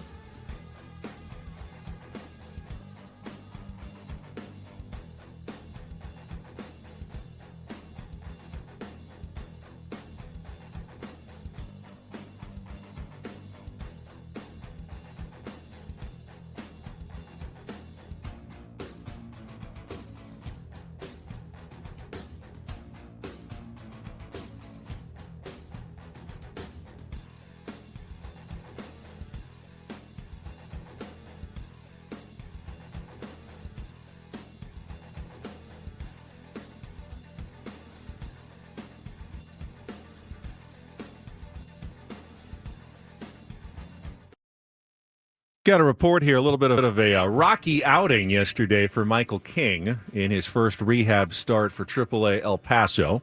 Did throw 61 pitches, getting into the fourth inning for El Paso yesterday against Round Rock, but allowed 6 runs on 4 hits, a walk, and a hit batter, including 2 home runs. So did not have a lot of command, threw only 34 pitches for strikes and 27 for balls. So definitely looked a little off in his first rehab start, but that's why you have rehab starts and you don't come straight back to the big leagues. Try to work out some of those kinks, Woods, before they activate him to the big league roster. No, I mean, how does he feel today? That's really all that matters. Yeah. Who cares? I mean, that's you're back on the bump, 61 pitches, wakes up. How does he feel today? Great. We'll do it again in 4 more days and maybe even another time or 2 after that. And until you get locked back in and rejoin this rotation, which will be a nice lift to get Michael King back. Yeah, ideally, throws another rehab start late in the week. If it goes well and he can get up to about 80 pitches and he looks like he's ready, you could activate him for that series at Dodger Stadium at the end of next week for his first start of the season. But that would be throwing him right into the fire for a very big game, but also is Michael King, probably your best starting pitcher. So we'll talk about that, Padres and more with Craig Elsten, who is standing by for the Padres Hot Tub Podcast right after this check of traffic on 97.3 The Fan. From the 855 Get Ross Traffic Center, protecting San Diego after accidents or injury. This traffic report is brought to you by the Oceanside Police Department and now hiring public safety dispatchers.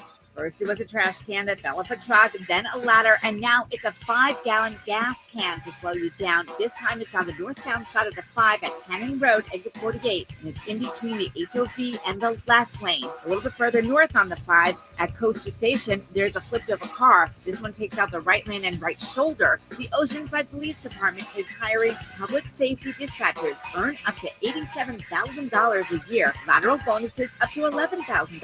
12-hour shifts, 3-day work weeks, paid holidays, benefits, and retirement. Apply at joinopd.net. I'm Sue Aller with Ben and Woods, San Diego's #1 sports station, 97.3 The Fan. All right, talking Padres, a little SDFC with our weekly contributor, Craig Elsten, who joins us here on 97.3 The Fan. Good morning, Craig. Morning, fellas. Early morning, Woodsy. How you guys doing? Good morning. Aloha to you, my friend. How are you? Outstanding, sir. Outstanding. I'm going to go and start with SDFC, and I'm going to just look glass half full here, Craig. I'm actually kind of glad that they don't have to worry about this Leagues Cup. Yes, they have another game tomorrow, but they've been eliminated.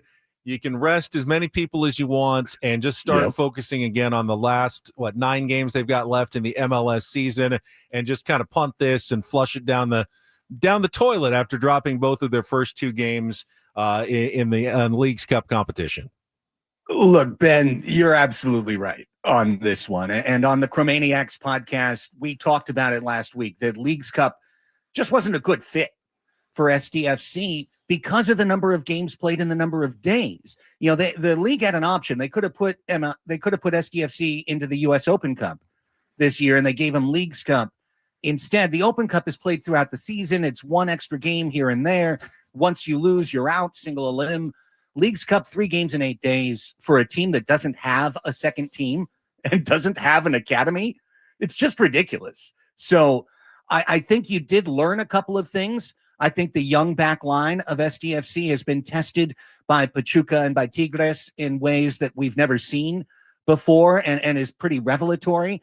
And I think the Mazatlan game, just like you said, is a chance to truly rest everyone, because you got Sporting KC coming up. You really got to focus on getting those MLS points. Kreger, how surprised were you by the Milan Alosky news that broke on the first couple days ago? I saw this when I was out here, and I saw it, and I went, wait. I'm going to need to wait till Monday to talk to Kreger. He finalized, I guess, the deal with the Philadelphia Union, the best team in the East right now, and they're adding a prolific goal scorer and one that we kind of let get away. What was your kind of reaction to that? I was completely unsurprised. Were you? I was happy that he didn't go to LAFC, but they've got their sights set on Sonny from Tottenham. So, they're shooting a little bit higher, but it's so dang frustrating. And part of this is the super confusing MLS salary cap rules, because from what I understand, Union are using something called team allocated money, TAM, that already SDFC had spent theirs on Luca Della Torre and a couple of other players. Basically, SDFC was trying to get Alosky in at a price that would have fit inside where their entire hierarchy of budget existed. Alosky did not want to do that. He said he was going to go back to Europe, but listen, he's an MLS striker. Like, he's shown his ability to play at this level. He hasn't shown his ability to play in La Liga or Bundesliga or somewhere else. He's shown his ability to score here. So I am completely unsurprised that an MLS team went and got him and spent money for him. It's a lot more money than SDFC had. Yeah. I don't know if he's going to be great for Union, but I know this is it's just a punch in the you-know-where. Oh, yeah. Yeah, I thought that would probably be the reaction. Anytime it comes down to money, right? You're like, oh, okay, I guess we couldn't have done that. And now, again, he joins the best team in the East. So we'll see how he fits in with those guys. But, talking about fit, Kreger, I know you are excited about the fit of all the new players that that our general manager AJ Preller has acquired. And I gave you some credit on Friday. I remember talking to you maybe 6-8 weeks ago about who we could add, and Laureano was one of the guys at the top of your list, and he is already paying dividends for our beloved Padres. I think we are all becoming more used to just what it means for the final form AJ Preller to be at the deadline for a contending team. I woke up Thursday with this feeling. I didn't want to I was kind of Tatis-esque. I went golfing Thursday. I didn't airplane mode my phone, but I was trying to stay away from it a little bit, because I heard you guys as I was driving to the course that morning when the Mason Miller trade dropped, and you're like, oh my God, we traded DeVries. Yes. Wait a second. What's going, wait for a reliever? We already have relievers. What's going on here? Is this team going to get any better? It was a lot it was a lot to soak in. I don't know, about 10 seconds before we came back from commercial break, we're like, oh my God, passing bomb. And then you're just sitting there waiting. Like every trade, we're like, all right, well, what's the return? What's the return? Yep. What's the return? What's the return? And then we saw DeVries in real time. We're like, oh my God. Well, my rule for Thursday was wait till 4:00. Just wait till it's all done, because the trades got progressively better as the day went on, and the prices made more sense as the day went on. And what we have now is a team that can win the World Series. We have a team that could win the NL West. We have a team that can go toe-to-toe with the Brewers, the Phillies, the Cubs, every tough team in this league, including LA. I love what they did. And I think that I understand why people get upset when they see the farm get gutted, when they see young prospects go. But I would just remind everybody about 2017, 2018, watching Manny Margot and Carlos Asuaje and Travis Jankowski and Hunter Renfroe. Remember Wave Zero, the waves of talent? Oh, yeah. here comes the waves. The waves are coming. That wave showed up. Nobody watched. The team was bad. And I'm pretty sure AJ Preller said right then, hang on a second. Prospects are more valuable before they get to the big leagues and reveal themselves for what they might be. And the most important thing I think for Padres fans to keep in mind is we are living with a bear in our garden. It's like you can't tend your garden. There's a bleeping bear out there. The bear's the Dodgers. Right. And it'll just trample your garden and ruin everything. So it's not like you're just living in normal time and you're able to cultivate and slowly. No, you're facing a behemoth. You'll be destroyed if you don't go toe to toe. This is just like Red Sox Yankees in the early 2000s. The war, building back and forth. So I'm thrilled. I'm absolutely thrilled with the moves that were made. We're going to miss a couple of those guys for sure. But LFGSD, this team's ready to go. Craig, we haven't talked about it yet, but what do you think the Padres need out of their starting pitching acquisitions? JP Sears is expected to make his first start tonight, and Nestor Cortes could go on Wednesday. So we'll see both of them in this series against the Arizona Diamondbacks. How much do they need from those two guys down the stretch and at all in the playoffs as well? I really like hitting the left-handers for the obvious potential matchups against the great left-handed hitters in the National League. In terms of what they need from them, it's about what they need from all the rest of the guys, 5 innings and a couple of runs, and if you get to 6, you've done yourself a huge favor, because I think the biggest thing about adding a 5th horseman and at Padres Hot Tub, and by the way, we came up with 4 horsemen in March and then Schilt took it. So I'm waiting for him to take this credit. We gave you credit. We've renamed the bullpen the 5-finger death punch. Yeah, I had that one on Friday. I brought that one up on Friday. Boom. I like it. 5-finger death punch. Because the best thing is you don't have to use all 4 horsemen anymore. Right. So you've seen that. You've seen 2 go. You've seen 3 go. And that means somebody's always getting rest. And while that hurt Morejon yesterday, it might have hurt Estrada the other day, these guys are going to get used to this new rhythm where they're not pitching every day or 2 out of 4 days all the time. And then you're going to have 5 healthy guys ready to roll in the bullpen when they will pitch every day, pretty much. So, honestly, Ben, I'm excited about the Cortes signing. I think it's a smart play. Sears is a long-term play. I think he's going to fit really well at Petco Park. I don't know about Chase Field. I think he's going to fit really well at Petco Park. But the biggest thing they've done is they've taken the pressure off of those guys to pitch every day. I honestly, with David Morgan and Wandy Peralta pitching so well, I'm going with 7 deadly arms, and then Yuki Matsui at this point is the new nickname for the bullpen. The Magnificent 7. Hey, Yuki, I'm over here. Hey, I'm Yuki. Yeah, I like the fist. I'm going to roll with the fist. Just the fist. I saw a T-shirt going around that said the bull pentagram. Oh, that's a new one. I have not heard that one before. The bull pentagram. It's very weird. They bring the satanic panic back. No, let's not do that. I like the fist. Yeah, fist like Ben's. One of our favorite drops. His fists are absolutely 100%. Yeah, absolutely. Yeah, every single time you're gonna get fisted. Got our mug and everything. Yes, we do. We do. Craig, you're a legend, man. Thanks for popping on with us this morning.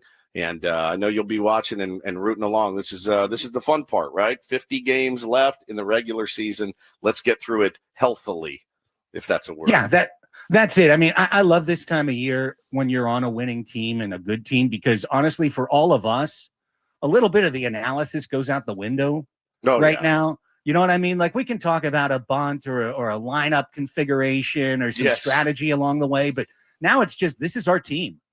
And I can't wait for game day every day now. It's like I can't wait for first pitch, because it's just so much fun right now. Let's go, boys. I also saw your Crossing Streams co-host Media Melanie get quoted in an awful announcing piece about the Junior Don and Mud that made their appearance yesterday during the broadcast. So I did see that.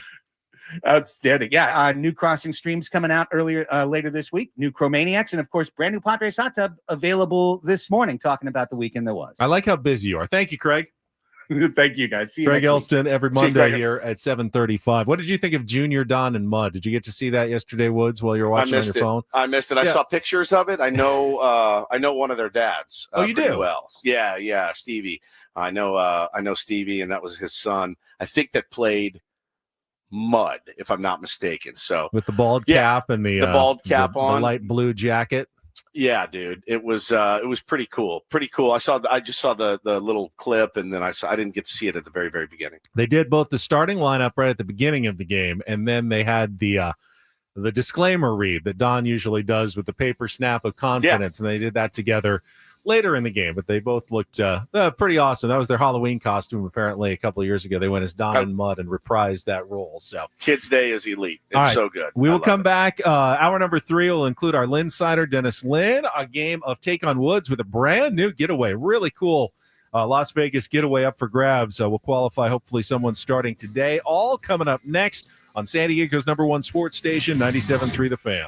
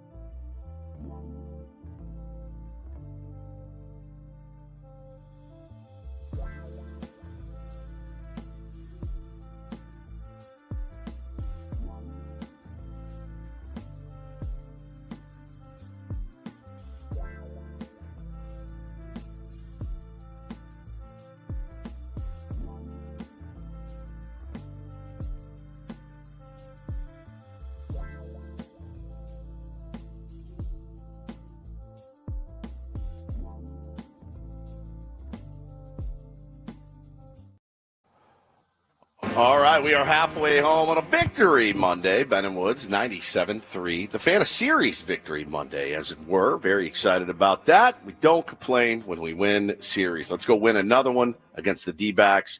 Starts tonight. I'm Woodsy. Yes, I am still on location in Hawaii. No, I have not moved here permanently yet, but I will be here. I'm going to be on the show Monday, Tuesday, Wednesday. Thursday is a travel day, so I'll be heading back to San Diego, and then I'll be live back in studio on Friday. Certainly miss you fellas. I'll be coming home with some gifts, just showering you both with macadamia nuts, all kinds of macadamia nuts. I told you that. You're going to learn to like them because that's what they have here. It's everything has macadamia nuts in it and on it and about it. So you will be showered, and I'm going to sprinkle them behind you when you walk, and they'll make that crunchy, creaky sound that they make when you bite into them. That when you bite into one of the reasons I don't really like them that much. Yeah, it's the weird. They have How do the you feel about weirdest macadamia texture. nut cookies, like white chocolate? Yeah, no, I try macadamia to nut? avoid those. Yeah. Really? Yeah. All right. I'm Woodsy. That's Paul Reindl. He is the executive producer of the program, and Benjamin R. Higgins, your friendly neighborhood sports And anchor. that means you'll be back on Friday for our manager's report with Mike Schultz at 9 a.m. here on Ben and Woods. Manager's report, I remind you, is refreshed by Eco Water SoCal. You'll be back to your Eco Water as well. Try alkaline water for just $9.95 a month. Eco Water SoCal, keeping it soft since 1925. Just thought I'd wedge that in there for you, Woods. Yeah, slam it in there, which is fine. I'm glad that you did that. Somebody had said earlier, man, Woodsy, you're wearing that Oasis shirt out. Well, and I'll tell you why. I told you maybe last week I didn't pack very well on this trip, mostly because I had my wife lording over everything I was packing. I packed at the last minute because I didn't have a suitcase. Remember, it was coming back from my other trip to England, so I really only had a few hours to get it unpacked, all the stuff washed, and repacked. So I packed one long sleeve shirt. Now, it's freezing in this room. There are two temperatures here: devastatingly draining, humid, hot, or freezing cold in a room with air conditioning. And that's what I'm in currently. So it's my only long sleeve shirt that I have. I only packed one pair of jogger pants, which I wear I've worn the exact same outfit every show we've done because I've been frozen solid in here. So I did. She was really making fun of me on Twitter because I brought 3 button-down shirts, in case we went out for a nice dinner or whatever. And we've gone out to some really nice dinners. I only have one swimsuit that I can wear that has pockets in it. So I've worn that every single day. The other one just has that little pocket down the side that doesn't hold anything. So I've got actual pockets and everything like that. Do you wash it, or do you just let it dry and get kind of crusty and then put it back on again the next day? It's in the water. I rinse in the outdoor shower, and then I take it off and put it, up on the ledge to dry or throw it in the dryer. But my wife was, I told her, I said, she goes, you don't wear short sleeve button down shirts at home ever. I go, yeah, you're right. But when I go to Hawaii, I do it a little differently. And I tested out a new look and I sent it to you fellas. Now I didn't put it on Twitter because Twitter is where I get the majority of grief in my life. I'm called, a guy told me join a gym fatty the other day. I mean, I just get roasted on Twitter. So I kept it off of Twitter. I did put it on Instagram. And with the caption, I told Mama I was going to let it eat this trip. And I did. I let it eat. Paul, look at that. That's the new. What do you guys think about that look from your old pal? That is, can't see it. That is something. I feel What do like you think? it's like a leopard print Hawaiian shirt. Yeah, with, it's a leopard print. Like are those silk. the sunglasses I gave you? They look good. No, they are. Those Those are are. ones? All right. Those are the ones Hannah got me. Okay. Well, they look good, though. I don't know. It feels like something like Tony Soprano would wear on a Hawaiian vacation. I thought so, too. I got a lot of drug dealer. I got a lot of, old man trying to look young vibes. But porn. I did get some of that as well. So Purple asks, why do I look so greasy? Well, you got to lotion up. You have to lubricate. You got to lubricate the skin after a long day out in the sun. Miami strip club manager. There's definitely that vibe. I've never worn leopard print before. And I will say, my wife bought me that one. Okay. She bought me that one. And I wanted to wear it out for her and show her, yes, I'm not embarrassed to wear this. Once I wore it out to the restaurant, I did get looks that I didn't particularly like. To be honest, I did have people kind of side eyeing me like, look at this try hard, right? And I did feel, I don't know that I'll. Well, did you put a gold chain on? Because that probably would have been too try hard look. Oh my gosh. No. Nate in the chat with the comment of the morning. He says, you look like Ronnie Mund. Ronnie Mund, which is from the Stern Show. Yeah, kind of a deep cut if you don't know, but if you do know, then you know. And I can absolutely see it. Yeah. Now, I'm a little like conflicted because I don't know how to feel as a producer. There's a part of me that feels like a bit of a proud papa because Ben also put out a selfie last week. Now that's both of you guys putting out your own selfie content. And I'm just like glad that I didn't have to finally do the work for you guys. What is this, Benjamin? I just wanted to show off the patio at 7 Mile Casino that I always rave about. And there it is. The view, you can see the bay and Coronado in the background. It's just it's a great patio. And I thought, well, I'll just include myself in the shot as well. What is wrong with us? We're two very different people. 50-year-old men in here. Who did it better? Selfies.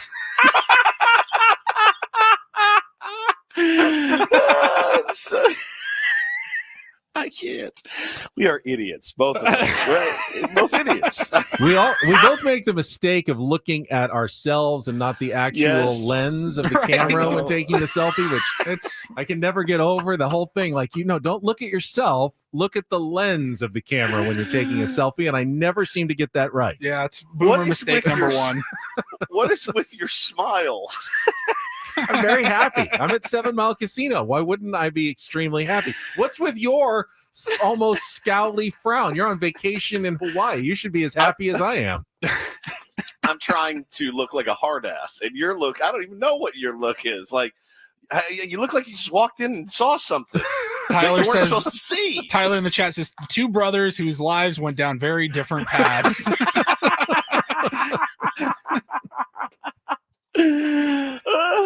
It's so good, man. Ben's over here like, hey, look at this patio. And Woods is like, okay, here's what we're going to do.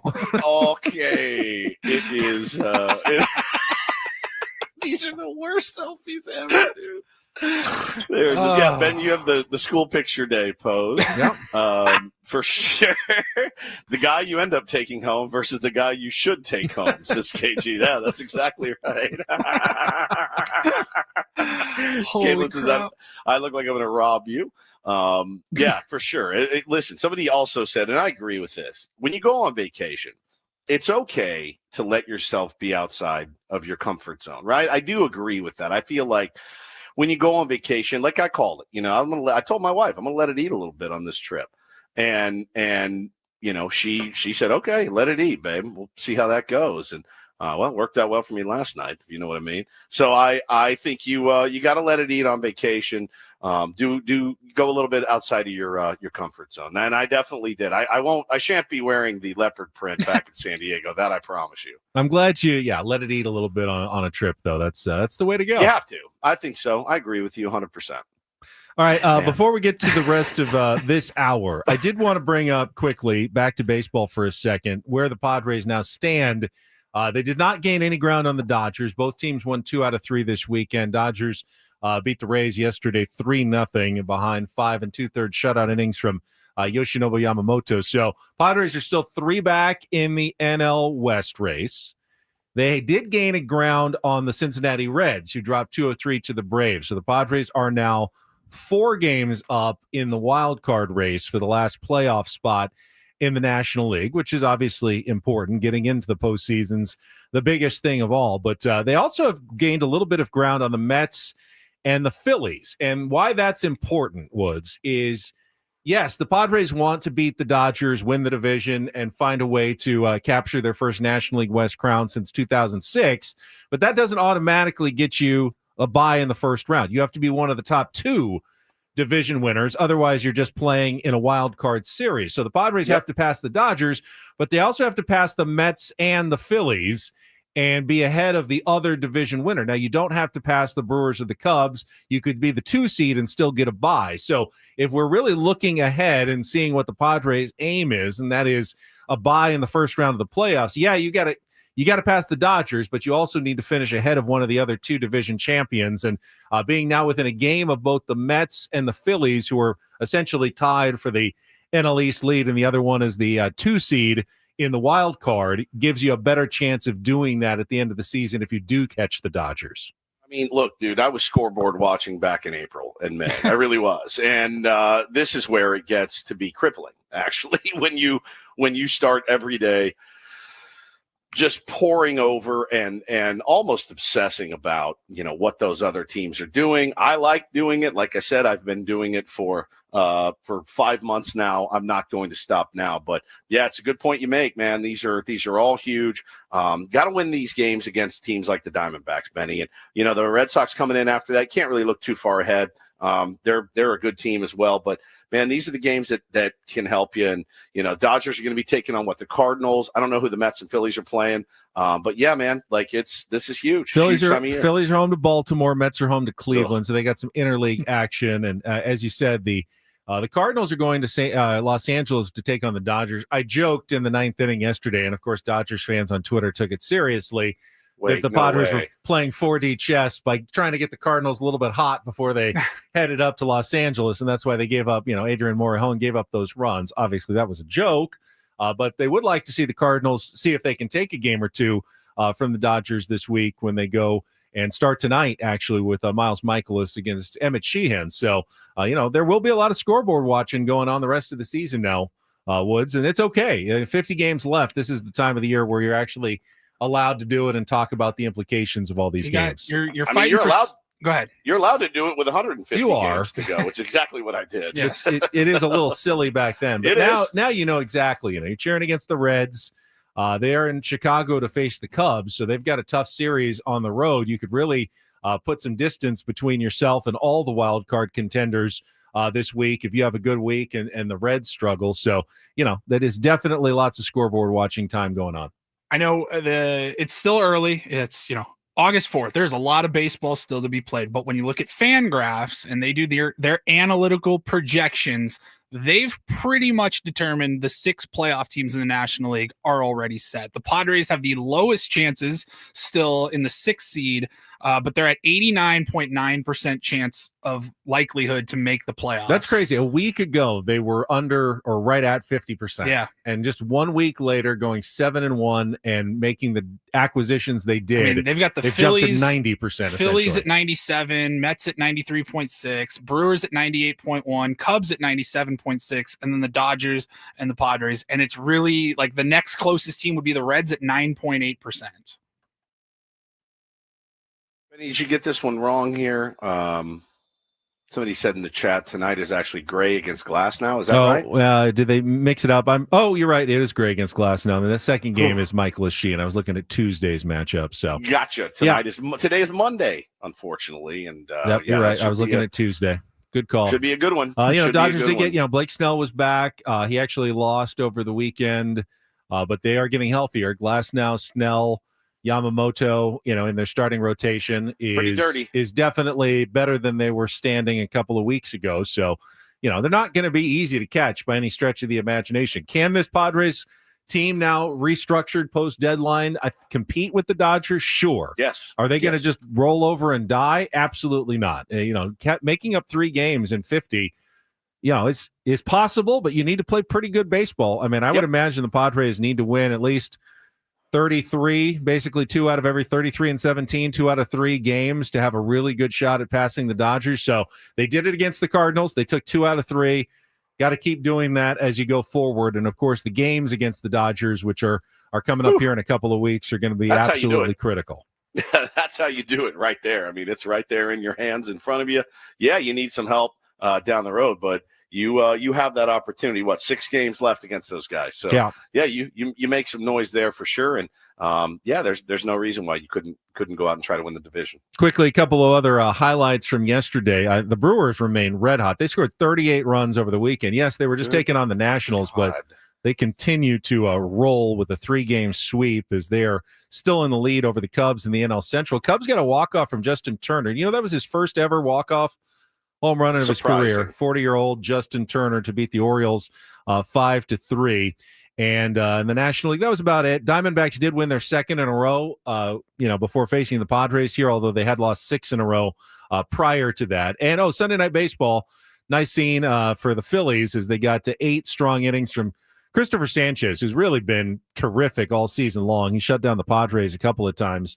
And then Johan Duran got his first save to combine on the shutout for the Phillies with their 2-0 win over the Tigers last night. I thought he got one Friday. Didn't he get a second save already? A second save, yeah. He's pretty nasty, dude. That's an elite pickup for them. The only bad news for the Brewers was they put Miz on the injured list with he got a contusion with a line drive off of his tibia. So he'll be out probably a couple of weeks here, which doesn't seem like the Brewers have slowed down at all, though, as they continue to play well. And again, for them, a kid that they were wanting to monitor his innings, good way to do it. Good way to do That's it. True. This is not ideal, but it's, they didn't have to run him out there yesterday, much to my fantasy team's chagrin. But they can now, take a few innings off of his arm and have them for the stretch run. All right, because Woods is here, we will play Take on Woods, and we got a spectacular new prize here for August, including a stay at Resorts World Las Vegas. I'll tell you all about it when we come back, but we do need a contestant to play our musical trivia challenge. 833-288-0973. Call during the break. Get online. We'll pick someone, and we'll play head-to-head against Woods for a chance to qualify for our grand prize drawing coming up next with Ben and Woods on San Diego's #1 sports station, 97.3 The Fan. First, gang, let me tell you quickly about QC Kinetics. I will be on the phone with them probably this afternoon or tomorrow booking an appointment because jammed my wrist, one of the wrists that they had done some incredible work on that has lasted me forever. I jammed it playing baseball, sliding in the second base, and it's not healing the way that I wanted it to. I know exactly what I need to do. It's the exact same symptoms I had before. I jammed it. I'm going to need to go to QC Kinetics.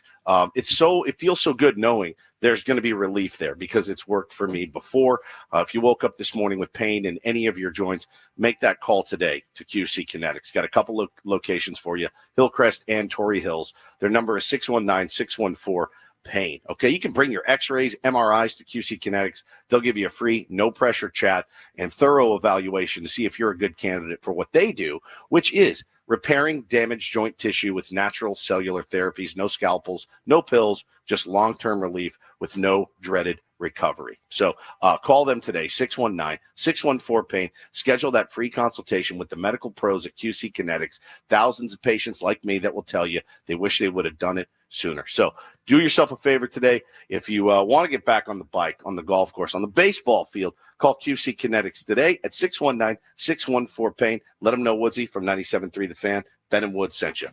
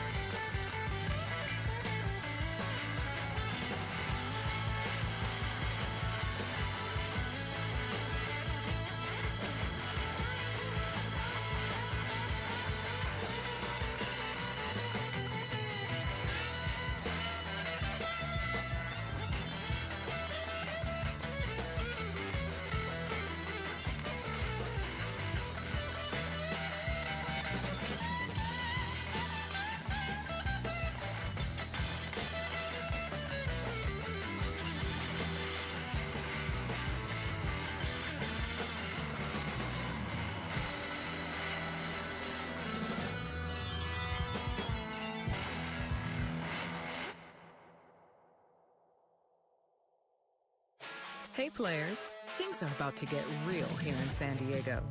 Introducing the all-new Hamul Casino Resort. With a 200-room hotel tower, exciting new eats and drinks, plenty of new places to play, and a luxe spa and salon. Hello, rooftop pool and deck.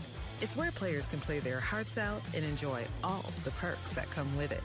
It gets real this summer at the all-new Hamul Casino Resort, the players' place.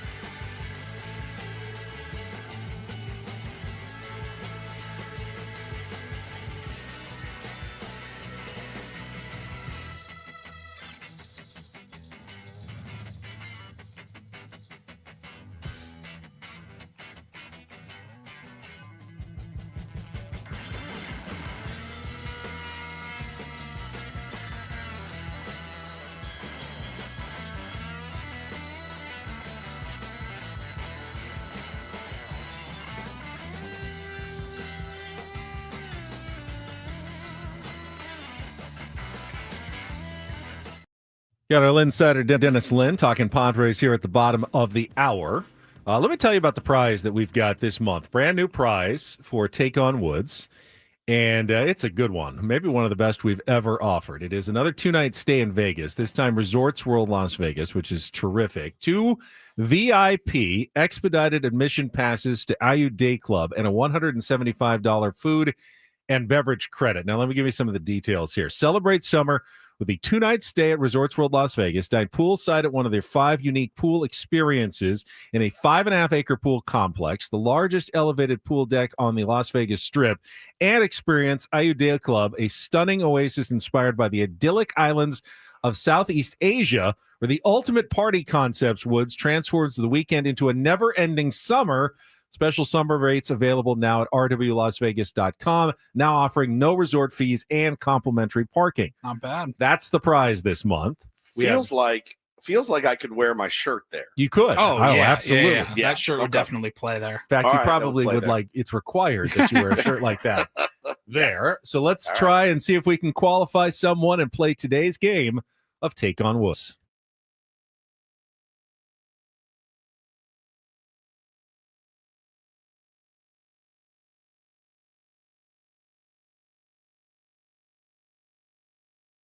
Take on Woods brought to you by Bay Alarm, security and fire alarms for every business. We got you. And we've got Guy in Bay Park. Guy, good morning. A regular here on Take on Woods. Chance to qualify early this month. How are you doing? Good morning. Good morning. Aloha, Woodsy. Oh, He he's can't already hear you. gone. He's gone. He is already He is gone. He's So already let's gone. let's Okay. get to the game. All right, Let's yeah. get to the game here. You There can we talk go. to him at the end. Here are your categories. All right. We've got Not on Any Map, 5 song titles with fictional place names in them. The Eyes Have It, 5 bands that begin with the letter I. And our new category is Wish List, 5 song titles that begin with I Want. So Not on Any Map, The Eyes Have It, or Wish List. Guy, what would you like to play? Let's go with the first one. Not on any. Not on Any Map. Okay, again, this is 5 song titles with fictional places in the name. So you won't find these on any map. You'll have 60 seconds to answer as many of the 5 as you can. If you don't know an answer, say pass. We'll come back to it if there's time left on the clock. First question's the 2-second song, Paulie will play you that clip. You need to give me the title with the fictional place and the artist to score the point. Guy, are you ready to play? I am ready. All right, let's put 60 seconds on the clock, Paulie. Guy, your time begins when Paul plays the music. Good luck. Let's take on Woods. Margaritaville, Jimmy Buffett. Correct. The grass is green and the girls are pretty, in which 1989 hit for Guns N' Roses. Paradise City. Correct. The Beach Boys had gone 22 years without a number one hit before returning to the top with which 1988 song? Kokomo. Correct. In 1980, Lips Inc. topped the charts for 4 weeks with a song about what groovin' spot? Funky Town. Correct. In 1973, Three Dog Night sang about which mythical kingdom supposedly located in the Himalaya Mountains? Three Dog Night. A little bit of time. About 10 seconds. Three Dog Night. I mean, Round the Bend? I don't know. No, it's Shambhala, but that was the tough one. You did get 4. You got Margaritaville, Paradise City, Kokomo, and Funky Town. Will that be enough to hold up? Hang on the line, Guy. Let's text Woods and get him to put his headset back on. There he is. All right, Guy's score is locked in.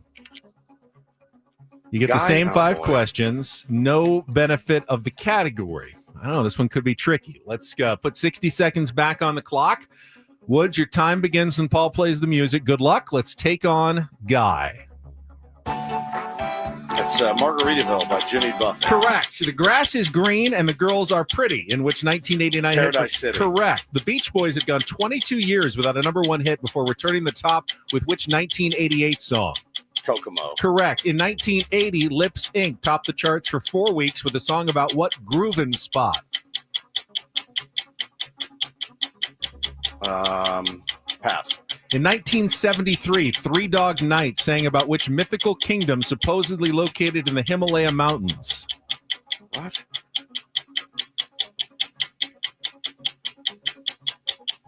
Son of a... I don't know. The Lost Tank. Incorrect. You want to go back to Lips Inc. 1980 topped the charts for 4 weeks with a song about what groovin' spot? The Isle of Taint. That's a 3, and that is not enough as Guy wins at 4-3. Those were all not on any map. Fictional places. Lips Inc. would be Funky Town. And Three Dog Night was Shambhala, which is the toughest one. What was the category? Not on any map. Fictional places that you won't find on any map. Margaritaville, Paradise City, Kokomo, Funky Town, and Shambhala. It's down in flames there. Sorry about that. That's all right. We got a qualifier already for a great prize. Congratulations, Guy. Paul, you'll put your name into the hopper for the drawing at the end of the month. This would be a really fun one to win, to be sure. This hour on 97.3 The Fan is brought to you by Staples, calling all parents and teachers. At Staples, your back-to-school budget is officially saved by the button, the easy button, with supplies as low as 25 cents plus laptops up to 40% off and more deals on top brands and trending styles. Find it all at Staples. That was easy. All right, we'll get some insider info from Dennis Lynn, including how Joe Musgrove's bullpen session went over the weekend. Talk more about Michael King's rehab and more. That is coming up next on San Diego's #1 sports station, 97.3 The Fan.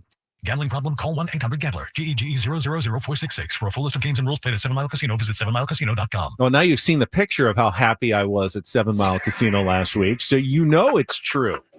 I was like Goofy. I was so happy being at 7 Mile Casino and enjoying their patio at Sammy's. I don't know that I've seen anyone happier with a bigger grin on their face, like he's off to school on his first day. No, it's a great place to go sit down, play some California-style blackjack, some Texas Hold'em, Pie Gower Baccarat. They got great food, smoke-free environment as well. Hence the big smile on Benny's face. And you know how long it took me to get there? Just about 7 minutes, because you don't have to drive deep into the East County to find any of those other card rooms and then drive all the way back. No big parking garages, 100 heat to deal with. What? 100-degree heat to deal with when you're walking to and from your car. It is simply right there, west side of the 5, Bay Boulevard in Chula Vista. So easy to get to. Check it out this week at 7 Mile Casino, just 7 minutes from downtown.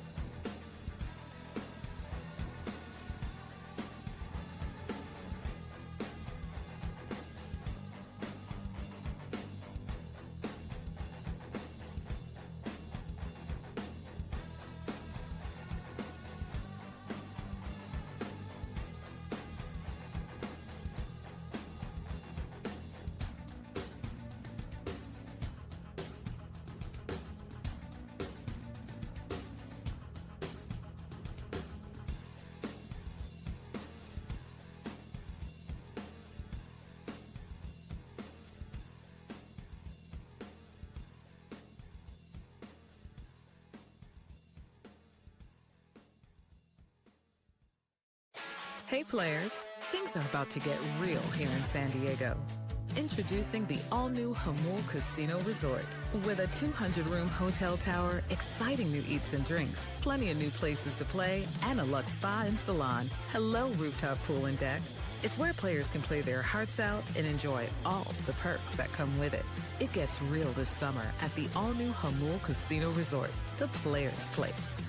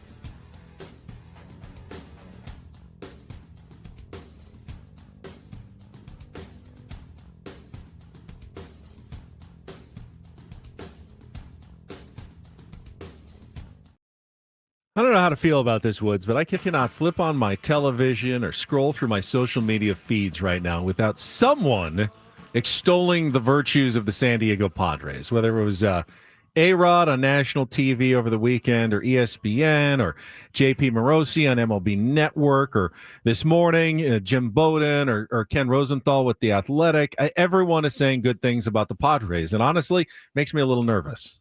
Yeah, you've gotten quite superstitious, as evidenced by Friday's Open. It's weird because you are the very logical one, and now you're getting all nervous and in your feelings about it. And listen, man, you got to win ball games, as you know, one at a time. Can only control what you can control. I think it's more that I feel like the Padres are getting a target painted on their back by everybody, which is that's a real thing.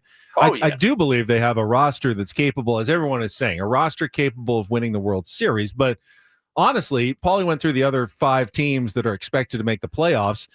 I think they all have rosters that can win the World Series. I mean, the Dodgers, the Cubs, the Brewers, the Mets, and the Phillies. Yeah. They all feel like I'm not going to be shocked at this point if any one of them gets to and wins the World Series out of the National League. I'm just not. Agreed. I agree with you 100%. Everyone's pretty deep, man. That's why they are in the position they're in. All right, we'll get an update from Dennis Lin from The Athletic. Our Linsider will join us right after a check of traffic here on 97.3 The Fan. From the 855 Get Ross Traffic Center, protecting San Diego after accidents or injury. What an absolute mess on the 5 northbound right at the poster station. You've got a flipped over car. A couple lanes are down. Delays go all the way back to Harvard Drive, exit 54C. And then it's no picnic on the 125 northbound at the 8. Another crash. 2 right lanes are blocked. There's also a motorcycle accident southbound on 15 at Rainbow Valley Boulevard, exit 54. I'm Sue Aller with Ben and Woods, San Diego's #1 sports station, 97.3 The Fan. Happy Monday, Padres fans. It's time to discuss the weekend that was for the Padres with our Ben and Woods Linsider, Dennis Lin from The Athletic. Brought to you by the all-new Hamul Casino Resort, the players' place. Things are about to get real with the all-new Hamul Casino Resort. With gorgeous rooms and exciting new eats and drinks, it gets real this summer at Hamul Casino Resort, the players' place. So what I appreciate about Dennis is he brings a very level-headed perspective. He's not He's not negative. He's not positive. I feel like he's a very honest, realistic observer of the Padres, as a good reporter for The Athletic should be. And he joins us right now on 97.3 The Fan. Good morning, Dennis. Good morning, Ben. All I right. will take that as a compliment. It is a Thank compliment. you. It is a compliment. Now, from that level-headed perspective, what, if anything, did you learn about the Padres, the new look Padres, after watching them the last 3 games against the St. Louis Cardinals?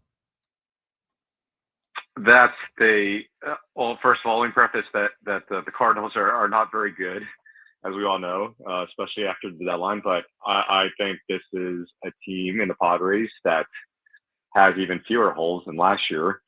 Now, a lot of that's going to depend on what Fernando Tatis is come October, what Jackson Merrill is, and whether they can kind of reattain the heights that they reached, last season and last October. But I think if you look at the lineup, if you look at the bullpen, outside of maybe not having a real long reliever, I guess that's maybe a minor concern. But I think they're a team that, like you said, Ben, they can definitely compete for a World Series, and maybe they might be slightly better than they were last year. Talking to our pal Dennis Lin from The Athletic, and we haven't talked to you since the trade deadline went down. It was certainly a interesting day on the airwaves, and you got to see the pieces this weekend, Dennis. But Mason Miller obviously is a guy, after watching him come in the other night.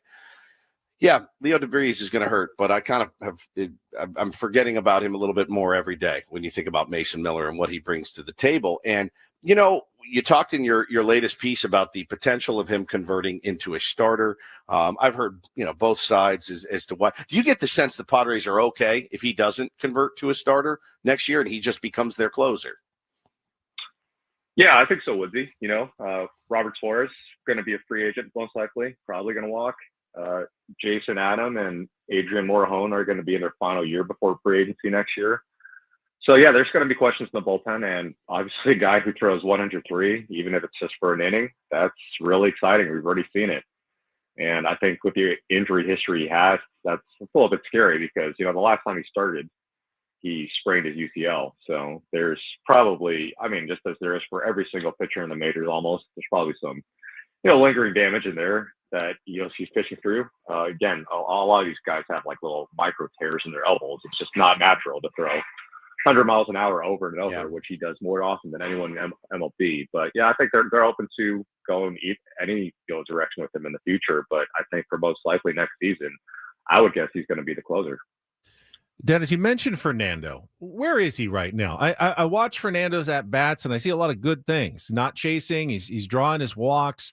Mike Schilt will, sing his praises almost every post-game news conference about how he impacted the game, the hustle double yesterday. But at the same time, I just feel like there's still that element missing, that, the monster home runs, the stuff that we've seen him do in the past in terms of slug and extra base hit. Where do you kind of evaluate where Fernando Tatis Jr. stands at the moment?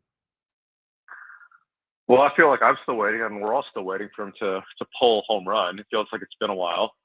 So that's something that seems like the biggest, maybe not the biggest, but one of the biggest missing ingredients in this game right now. And we all remember 2021. Obviously, that was pre-surgeries and pre-suspension, and he was just, the best slugger in the NL. And that really, elevated that offense, even if that was one of the most disappointing seasons in Padres history. But you don't necessarily need that with how deep the lineup is right now. But yeah, it just feels like he's kind of still in between on some of these swings, and maybe he's been psyched out a little bit by how often he gets pitched inside. And I think you're still seeing a lot of ground balls to the pull side, but not so much in the air. So if he can somehow, refine the version of himself that we saw, late last season when he wasn't even 100%, that would be a huge boost for the Padres. But it just seems like, for right now, you kind of can't expect, that 40 home run version to just show up anytime. And that kind of puts more of an onus on Xander Bogaerts to keep doing what he's been doing the past month, and Luis Ariz to keep hitting like he has been the last couple of weeks, and Manny Machado to keep carrying the team. But again, they have more depth now, so maybe it's not as big of a problem, but it is a key thing I think we should all be watching if you're a Padres fan or someone interested in the Padres going down the stretch. Yeah, I couldn't agree more. Talking to Dennis Len here on Ben and Woods this morning, the depth I do feel, potentially takes some pressure off, but you're not going to win a World Series without, the guys at the top doing what they need to do, setting the table. You were able to see it yesterday. The bottom of the order really came through. Jake Cronenworth in the 8 is certainly a beautiful thing when he's hitting the ball out of the ballpark. They're a deep lineup. There's just no question about it. But those guys at the top, they got to pull their weight. They know that. Everybody knows that. The starting rotation, Dennis, is one that we were talking earlier in the show about the magic that we had last year, late inning walk-offs, this and that. And I contend that we got a lot of magic out of our starters this year so far to this point. And I do think this is a great time, potentially getting Michael King back with what you did last time. This is where, in my opinion, the starting rotation needs to step up and kind of set the tone a little bit for this run, the last 50 games. Yeah, because I mean, if you look at the low end of the bullpen, which is pretty good now. David Morgan, he is your mop-up guy or one of your mop-up guys, and he has a sub-2 ERA. Again, they don't have a lot of length in the bullpen per se, just from any of these individual guys. So yeah, they're going to need these guys to in the rotations go 6-7 innings more than occasionally, just to kind of save all those guys from having to work too much before October. But yeah, I think it's going to be really interesting to see what JP Sears does tonight, what Nestor Cortez does on I believe Wednesday, and what Yu Darvish can continue to provide, because even though that was a really, really encouraging start from Darvish last time out, just his stuff doesn't seem quite as sharp as it was, the last couple of years. But if he can stay on the mound and provide 7 innings on fewer than 80 pitches or whatever it was, that is something that is the kind of efficiency the Padres will need and will kind of rely on going down the stretch of the season again. Dennis, we talked earlier about Michael King's rough rehab start for El Paso yesterday, but he got his pitches in, and we'll see how he feels today. What about Joe Musgrove's bullpen session over the weekend? What did you hear about that? Yeah, all positive signs. I mean, he's seemingly on track to somehow come back around the 1-year mark, potentially in the bullpen in the playoffs, assuming the Padres get there. I still think that's, more of an aspirational thing. When you have maybe the best bullpen in the game, maybe the best bullpen in years in MLB, as good as it was last year for the Padres, I don't know that they necessarily will need Joe Musgrove to go out there and risk it all for an inning in the playoffs, but that's just the kind of guy he is, right? He wants to work towards something, give himself some motivation. He clearly wants to be part of this, a year where the Padres can, potentially win it all. And who knows about next year when you're going to have all these free agents walking. So I think that's classic Joe, and maybe a good thing to strive for, whether it's truly realistic or not. But all signs are he's on track in his rehab, probably a little bit of a schedule, and that's a good sign at least for next year. Dennis, do you get the sense that we'll see Randy Vasquez again this year? I don't. There's always obviously the unfortunate possibility of injuries, and maybe Randy has to come back up. But just with the way he is as a starter, obviously we all see the huge disparity between his expected numbers and his real numbers. And it seems like I finally caught up to him this past start. And just, not going deep in games. That's something they're going to need from their starters. I think, maybe it's kind of run its course this season. But, I mean, to Randy's credit, I think they went 14-8 in his 22 starts this season. So he more than did his job. You could argue Dylan Cease, although the underlying numbers are a lot better, he hasn't done his job quite as well as Randy has, given what Randy has to work with. He's clearly made the most out of his abilities this year, so I think he deserves huge kudos for that. But yeah, to your original question, I think we might have seen the last of him for a while.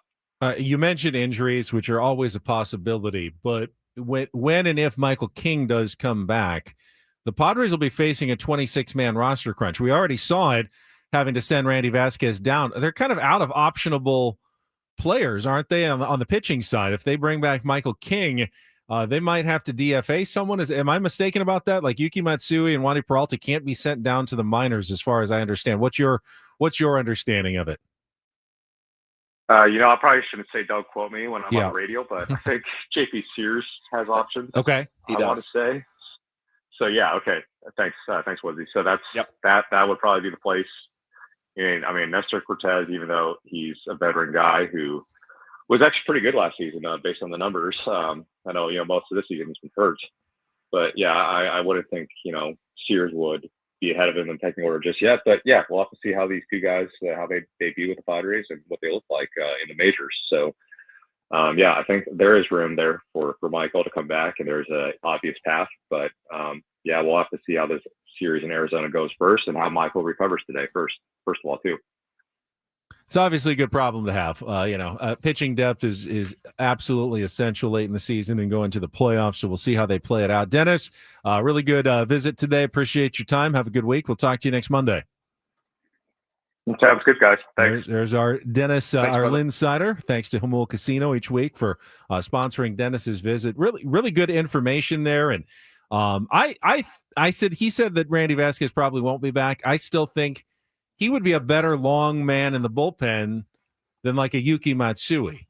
I'm not saying that Yuki needs to find a way to the injured list somewhere at the end of the year, but I'd rather see, if you ever needed to go to a guy for 2 or 3 innings because a starter didn't make it out of the third, I'd rather see Randy Vasquez coming in a situation like that at this point. The mop-up duty. Yeah, I would think he stretched out enough that he could do that and might serve that role. The question is, how do you get him back on the roster when you're very limited? And I didn't know that about Sears, so props to you, Woods, for having that, the JP Sears. But, they also may need him to start every 5th day going forward for a while, and we'll see how he does compared to Nestor Cortez in this series against the Diamondbacks, as well as to which pitcher you want to see getting more innings down the stretch.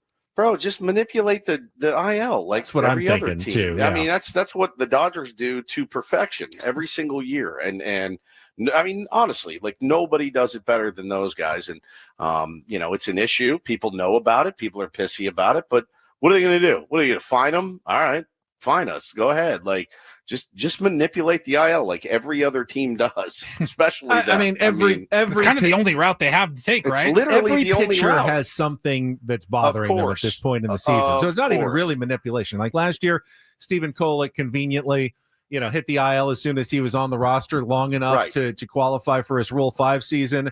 I'm sure something was bothering him, but how much so? Would it have required an IL stint? Maybe not, but yeah, you can start doing that as you get to August and September with your roster and being a little more creative with your injured list. Yeah, tight hamstring, pulled quad, whatever it may be. That's what you need to do. You got Brian Hoeing down there still. I forgot about Brian Hoeing. Yeah, you got Brian Hoeing down there. You got Sean Reynolds down there as well. There's some options that they have down below. So yeah, you never know what's going to happen, but they do have some options. All right, final hour. Look ahead to this series. We've got tickets to give away for the weekend on Friday, Padres Red Sox, and headlines in a Reindl Report as well. Don't go anywhere. Bennett Woods rolling on San Diego's #1 sports station, 97.3 The Fan.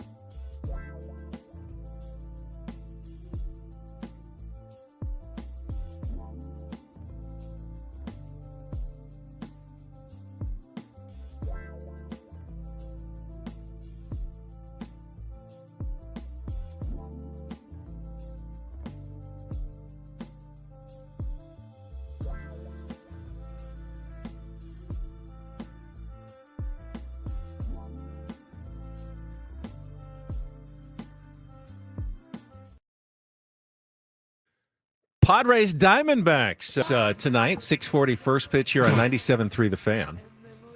What? Are you looking at our YouTube stream? Oh, look at Woods. He's changed. He's wearing the shirt. He's gone leopard print on us. Well, the sun's coming up, so I got to get ready for my Hawaiian day. Another Hawaiian day. My God, I've been here forever at this point. Yeah, there it is. And I don't know if Same thing. Yeah, you've got the same shirt on. You look good. Just no sunglasses this morning. I like I don't know if anybody's heard the news, but Jesse Agler will not be calling the games this series against the Arizona Diamondbacks. I'm not sure if he's moving to TV or he's just off, but our Sam Levitt was on the plane with the Padres last night and will be calling a little play-by-play this week for the San Diego Padres today, tomorrow, and Wednesday from Chase Field in Arizona. So best wishes to Sammy. He's gotten to do this once or twice before, but obviously it's his big dream, and he's getting a chance to live it again this I was week. thinking about it last night when I saw that Adam said, I knew this was coming up, but I just kind of forgot over the weekend. And then Adam was like, hey, just a reminder, Sammy's going to be out in Arizona. And I'm going, all right, Sammy got to do this last year for a game, maybe a series. Yeah. And I remember we talked to him. He made his MLB debut, and it was at Petco Park. What better place, right? But they're on the road, and I go, man, did Sammy get to get on the team plane for that short little 45-minute flight? But still, to get on the team plane, he gets the team accommodations, I'm assuming, right? Like Adam didn't send him on Southwest, and he's staying at the Doo-Doo Motel, right? I think he's got the official team hotel, and he's got a room there. And I mean, what's how nerve-wracking would it be to fly on the team plane with the team? I wouldn't say a word. I know. would not say one single solitary word. I would not try to get in any of Manny's card games. I don't have the scratch for it. I would just sit quietly, and I would not say one single word. I mean, like last year we talked with Sammy, having made your debut is always that's the number one, right? But like that was at Petco Park, which he knows very well, and it was game number one. But now I'm thinking this might be I kind of like this is I made it. Like you get on the team plane, the team hotel, and all of that. That's cool. And this is why I'm the worst, because I don't want to lose Sammy ever. I want Sammy to be a part of the team forever. But I know that's not. And it's like this is you really feel like you're a fan of the A's or something. You're like, well, I mean, it's too good to stay here at some point, and now he's going to be out there auditioning for play-by. It's just one of those things. I obviously wish the best for Sammy. I want all his dreams to come true, but selfishly, I want Sammy around. Of course. So it's like, but I know he'll kill it. But he's like a top AAA prospect who's blocked on the major league level. Blocked. He's blocked. So it's tough, and he's showcasing himself now for other teams around the league who might be in the market for a play-by-play guy in the future. So I'm sure he's going to be very excited and nervous about this opportunity this week. So again, we're not sure if we are going to have Jesse on tomorrow, right? I gotta figure out all that. I only know the radio side. The TV can shuffle things around. If Don's off, then Jesse can move over. If Mud's off, then Tony moves over from radio. It's just, there's a lot of moving parts, so I'm not exactly sure where that leaves us tomorrow. But I would say at the very least, we'll have a Padres broadcaster on. We can get Bob Scanlon on. If Jesse's doing television, he'll jump on with us, or we can have Sammy. Like, we'll figure something out. Now, Michelle in the chat says Sammy looked extremely happy getting on that team bus yesterday. I didn't see a picture of it. Did he have his fit, and he was like getting on like the players do as they get on the bus? I mean, she saw it, so I don't know, man. I would hope. I can see it though in my mind's eye, him grinning from ear to ear. It's hard to be cool, It's hard. It's really hard to be cool when you're down there around those guys. So pretty awesome. Now this is an interesting game tonight. First, of course, it's the Padres debut. Adam says Jesse on TV next 3 games. We should have him then tomorrow. We will have Jesse, but no incorporator. So we will have JP Sears making his Padres debut in the game tonight, but who is available behind him is kind of a question mark. Padres did not use Mason Miller, so they certainly have a flamethrower for the back end of their pen, but when you look at the usage of everyone else, I mean, Jason Adam yesterday only threw 12 pitches, so he's probably good. But beyond that, you're kind of going pretty deep down to like Wandy Peralta and Yuki Matsui, because everybody else was used fairly heavily over the weekend, Woods, wouldn't you say? Yeah. Yeah, I'd say Morgan, Estrada, and Suarez are probably toast for game one. Morejon threw 19 pitches yesterday. Yuki Matsui threw 16 on Saturday. Nothing yesterday. Jason Adam threw 12. Mason Miller has only thrown 10 pitches in 4 or 5 days.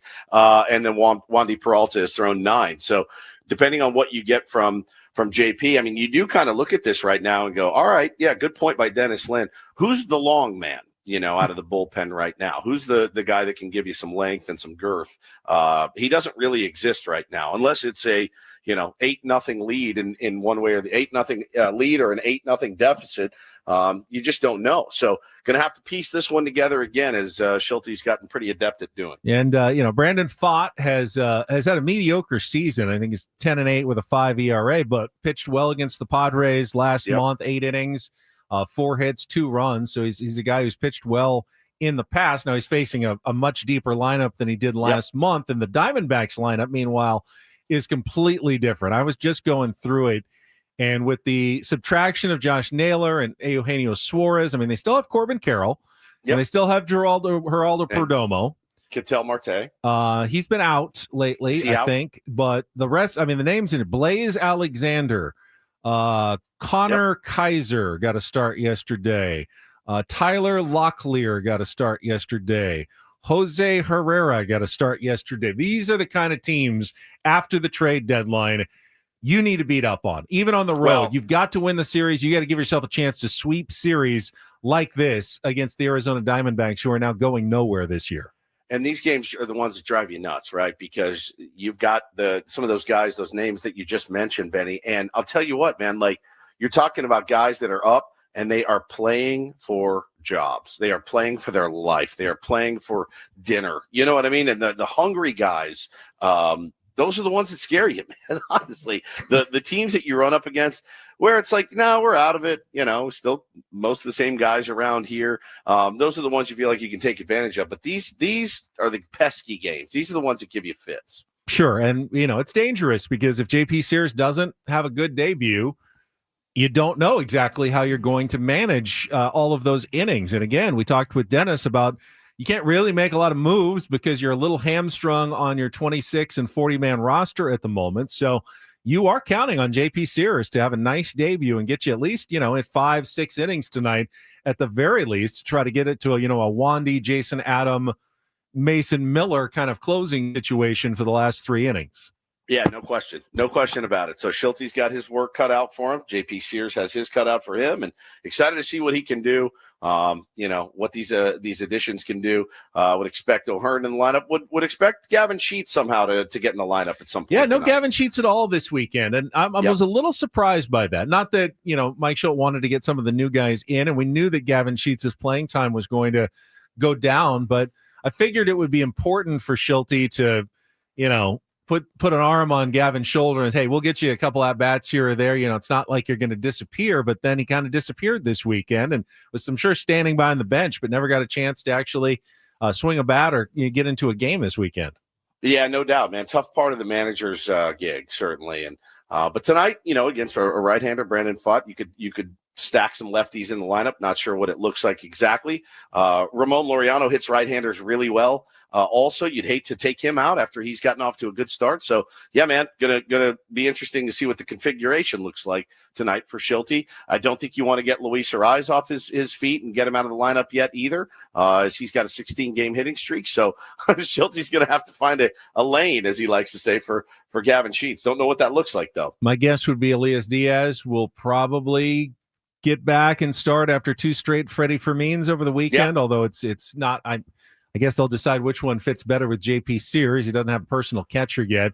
I figured the new guy might as well, you could pair them together in one way, or, you could get Freddie Fermin off of his feet for a day and go the other direction. Not sure. The next 2 games looks like it's going to be Yu Darvish tomorrow night, coming off, obviously, his best start of the season against Ryan Nelson, and then it'll be Nestor Cortez making his Padres debut on Wednesday against Anthony DeSclafani, and all 3 games are 6:40, so no day games in this series, all night games for the Padres and the Diamondbacks, and then an off day at home on Thursday before you return home to face the Boston Red Sox on Friday. And there's a lot of good positive chatter about Fermin in the chat. And I did see some people complaining. He dropped that ball and that relay to home. Okay. I mean, fine. Like everyone's saying how refreshing he is.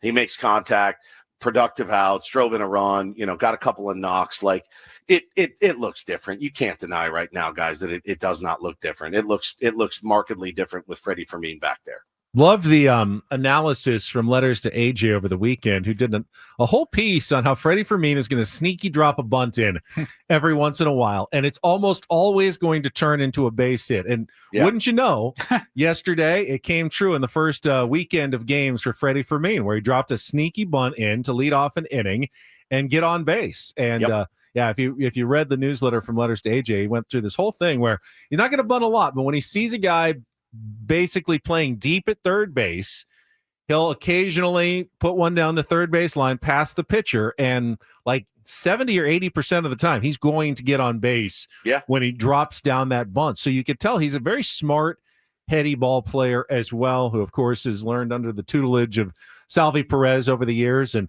feels like he's got enough speed in his game that's something he likes to add. And it keeps the third baseman honest as well, because then they've got to come in to protect against the bunt, which opens up, hard ground ball singles more to the left side that the third baseman can't get to with less reaction time. So it's kind of a double benefit for Freddie Fermin. What was that quote you gave us earlier, Woodsy, from Fermin?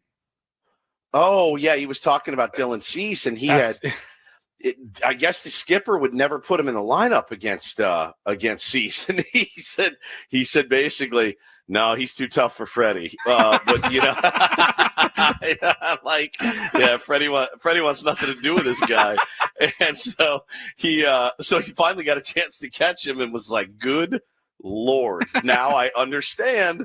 Now I understand why the skipper was like, hey, I'm gonna give you a day today." Against Dylan Cease, because he said his stuff was just beyond filthy, which I love. By the way, the other catcher, Pozo, yesterday, man, that guy put in a lot of work, because the pitchers for the Cardinals were constantly spiking balls in the dirt. And I don't know that I've seen a catcher have to block more pitches constantly through the game than the Pozo did yesterday for the Cardinals. And, I think they mentioned it a couple of times on the TV broadcast, but there could have been like 11 wild pitches in that game. That guy did a really nice job. There was just the one, and it barely got away. And if it wasn't Tatis going from second to third, probably wouldn't have had any wild pitches at all. Yeah, no question, dude. He was grinding back there, man, grinding. And, back to Fermin, I was as shocked by that trade as I was as the Mason Miller with the Mason Miller. I think so. I couldn't believe it. I was like, what a light return. And then I'm telling you, those threads started to roll in, and I know I'm easily swayed, but I started reading those threads about Freddie Fermin, and I was like, we may have just gotten the biggest steal of the entire trade deadline with this guy. We've got him under control for how long? What, 2 more years after this one? 3 more years. 3 more years after this one, man. 30 years old, and was looking for an opportunity. 4 more years after this 4 one. more years. Jesus. So we've got our catcher for the foreseeable future. 12 more years? Yeah, oh my God. This is amazing. It was really, really cool to read what he meant to that team. So I'm a Ferminator right now. Book Ferminator today. I'm really, really happy to have him. He will end up probably being the mentor to Ethan Salas if Ethan Salas does end up coming up, and probably learn at the foot of Freddie Fermin, like Freddie Fermin learned at the feet of Salvador Perez and the Kansas City Royals organization. I mean, let's be honest, AJ's probably going to trade Ethan Salas next trade deadline because he needs something and he's got nothing left in the minors other than Ethan Salas. But, it's possible at least that he makes it to the big leagues and learns under Freddie Fermin at some point. If you want to acquire Paul Skeens next July, the price might include an Ethan Salas, but we'll see.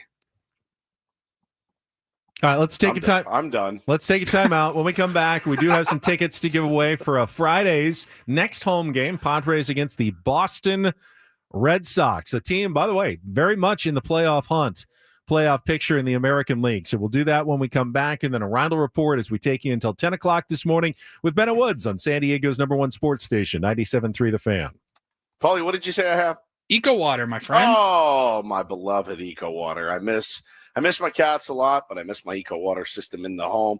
Tough to complain on a Hawaiian vacation. That's the one thing I'm missing is Eco Water. May send some out here for the next trip, but yeah, we got the Eco Water system in our home, took our hydration to the next level. And really the other thing too that you have to think about if you're a homeowner right now, the hard water that's flowing through your pipes is not just tough on your skin and kind of a nightmare to deal with every day. It's wrecking your plumbing, your appliances, your water heater. If you ignore it, you could have to repipe your entire home. That costs up to about $24,000. No thanks, guys. Want the soft water flowing through all your pipes in your house, and that, of course, is Eco Water. They've been keeping it soft since 1925. That is unbelievable. Try the Soft Life now, and alkaline water now, just for $9.95 a month. You can call 760-350-3338, or you can go to ecowatersocal.com. When you do call, have them come out, do a free in-home water test for you.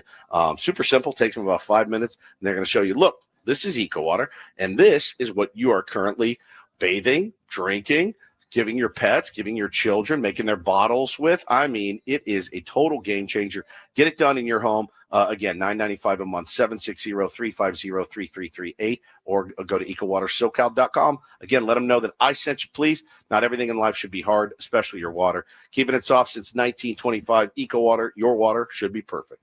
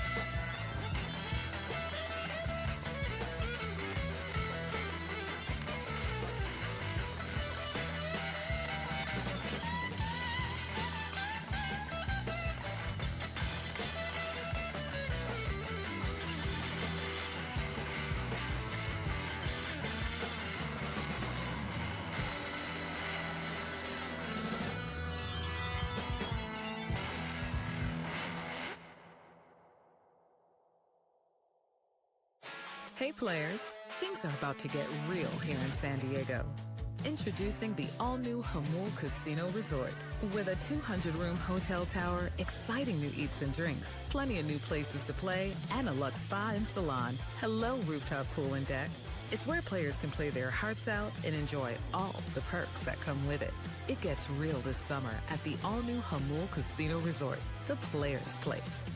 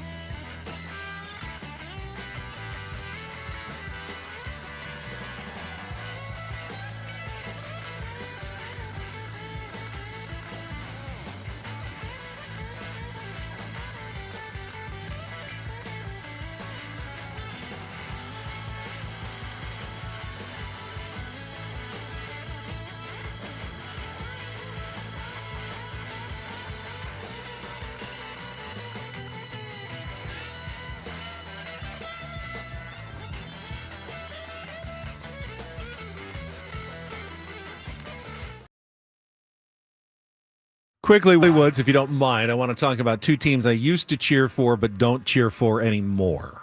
Okay. First the one, Lakers and the Dodgers. Lakers and the Lakers, Chargers. Okay. I did want to congratulate Antonio Gates for going into the Hall of Fame this weekend. Was always a really good guy when I got a chance to cover him when they were here in San Diego.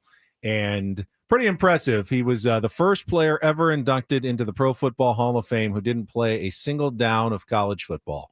Do you know he played basketball? I do know he played basketball, yes.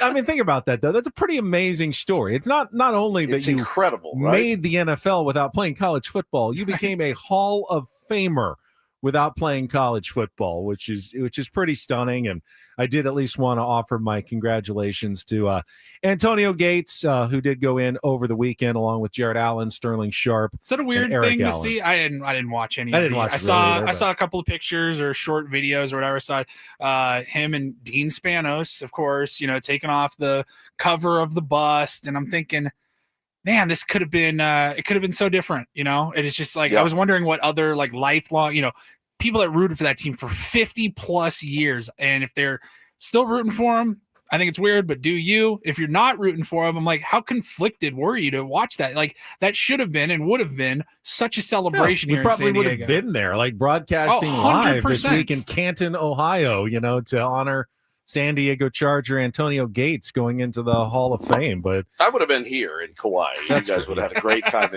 in Canton.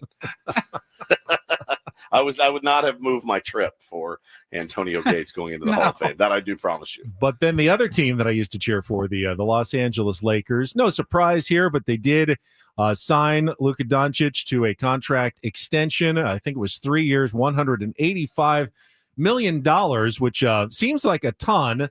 But honestly, it's designed, I believe, so that when he hits the opt-out year, he can then get up to, I think it's over $80 million a year will be his next deal. Yeah, it was like $84 million a year. It's going to be like a record, like $400 million contract when he can do his max deal. And that'll make up for any of the money that he lost when he was traded away from the Dallas Mavericks because he couldn't sign the Supermax deal.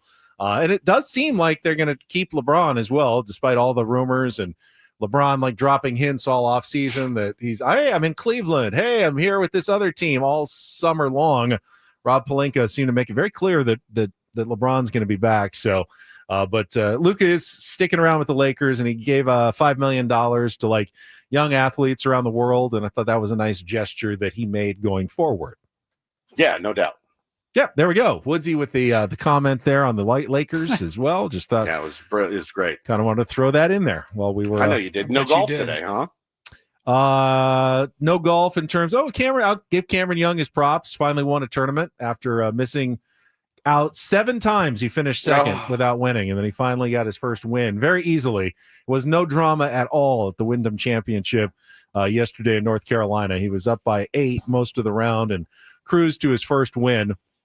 They're now into the FedEx Cup playoffs starting next with the 3-week playoffs and top 70, top 50, then top 30 on the PGA Tour going forward. But it definitely it's the one playoff that does not have the same luster as any other playoffs because you feel like the season's kind of over because the majors are done and this is just a bunch of golfers playing for a bunch of money, but you don't really get a ton of prestige, it feels like, from winning a FedEx Cup championship. So there's something missing when you call it a playoff, because you're right. It's a bunch of guys out there scratching for some money, right? And I don't know how you could make it better. I don't, but I do feel that with you as well. Yeah, so that was the golf weekend. All right, as promised, we do have some Padres tickets to give away, and we're going to be giving them away all week long here on 97.3 The Fan for the Friday game against the Boston Red Sox. You can shake up your night with Cocktail Fest this Friday from the time the gates open to the first pitch at 6:40. Enjoy $5 drink specials and live music in Gallagher Square. Go to Padres.com/tickets or be the 8th caller right now at 833-288-0973. 8th caller at 833-288-0973. You'll have a chance to win tickets to the Padres and the Boston Red Sox this weekend. Should be an interesting series. Xander going up against his former team, and the Red Sox have been playing pretty good baseball, Woods, since they traded Rafael Devers away. They're currently in the American League wildcard standings. Let me see. They right now are The top wild card team now. They're 2 games up, game and a half up on the Yankees and 2 games up on the Seattle Mariners, who are currently holding the 3rd wild card spot. And they're actually only, 3 games back to the Toronto Blue Jays for first place in the AL East. So even the Red Sox pretty much can dream of a division title and even battle for a first-round bye, just like the Padres are doing. So that is a huge series for both teams coming up this weekend. They were dead and buried 2 months ago. Dead and buried, right? Like, Cora's lost this team. We're trading Devers and blah, blah, blah. And holy cow, they've won 5 in a row. I bet Yankees fans never thought that the Red Sox would pass them at some point in the standings this year. And honestly, I don't think Dodger fans thought the Padres would be this close either. Certainly nothing's locked down yet, but to have the Pods breathing down their necks is probably not what either fan base thought, at all. And that's good. It's good for Red Sox fans, good for Padres fans, certainly. Like, this is kind of what you live for, to make those big dogs a little bit nervous. And the Red Sox have actually overtaken them. The Blue Jays having, a little bit of a struggle lately, but still in first place. And but the Red Sox, man, have been a really, really tough team. So it's going to, again, get through the Diamondbacks. You get the Red Sox waiting for you. It's going to be a battle. I wonder if we'll see Crochet in that series. We've missed a lot of those big names this year. I wonder if we'll see Garrett Crochet at Petco. I know the Astros probably thought they were going to cruise to the AL West a couple of weeks ago. They're 2-8 in their last 10, and now Seattle is just 2.5 games back and breathing down their necks. And it already happened. Man. But I bet the Cubs never thought they'd get challenged. They got up by a good chunk of games, and now they're trailing the Brewers by 2 games in the National League Central. The Brewers just don't refuse to slow down. So we've definitely had some shifting storylines. I mean, the Mets early in the season looked like they were running away with the National League East. They're now half a game behind the Philadelphia Phillies. There have been a lot of changes for sure in the standings throughout baseball. Only the Tigers have really held on. They went through their giant slump, but because the rest of the division so far back, they're still 8 games up, so they don't really have to worry too much about anybody catching them. But the rest of baseball, every other division is still very much up for grabs with 50 games left in the season. Well, those Marlins losses don't feel so bad after seeing what they've been able to do. They're back up to 500, which is remarkable. 55-55, 8-2 in their last 10. And they have a little bit of that juice, man, a little bit of that magic. Connor Norby was quoted over the weekend saying, like, yeah, we know, we don't care. We don't care what everybody thinks about us. They are now 6 games out, Ben, in the wild card. So they're very much alive, too. The Miami Marlins at 500 after the thing. Being so far below. The problem is, obviously, they're trying to chase down the Padres, and they're going to need the Padres to go on a big swoon to catch them. And, that would be disastrous, but that would be their only hope. But to put it in perspective, they were 16 games under 500 when this run began. Crazy. 24-40. That is where the Pittsburgh Pirates are right now, 48-64. Can you imagine the Pirates like going on a run right now and getting back to 500? That's what the Marlins have essentially done in the last month and a half. That's how hot they have played. There's just like, you'd think there's no chance that the Pirates could do it, but the Marlins actually did it. They played really good baseball for a month and a half, and the Padres aren't the only one who saw it up close. Yankees are just the latest, but they've just been tearing through opponents since basically the start of June. Scary little team they've got there in Miami, man. It's crazy. Real quick, you guys, we were talking about Boston earlier. I'm going off of ESPN right now. So they got Kansas City for 3 starting tonight.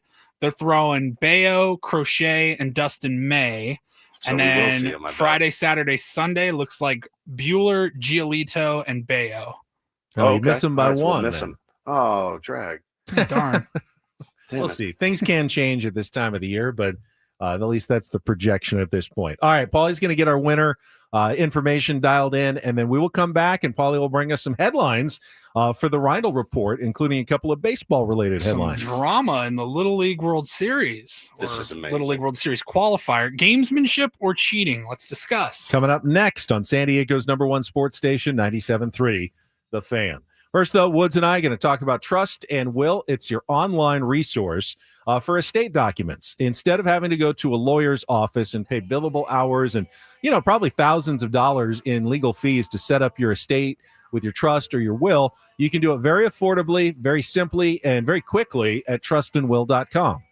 Yeah, it doesn't take long at all. Embarrassing that we waited this long.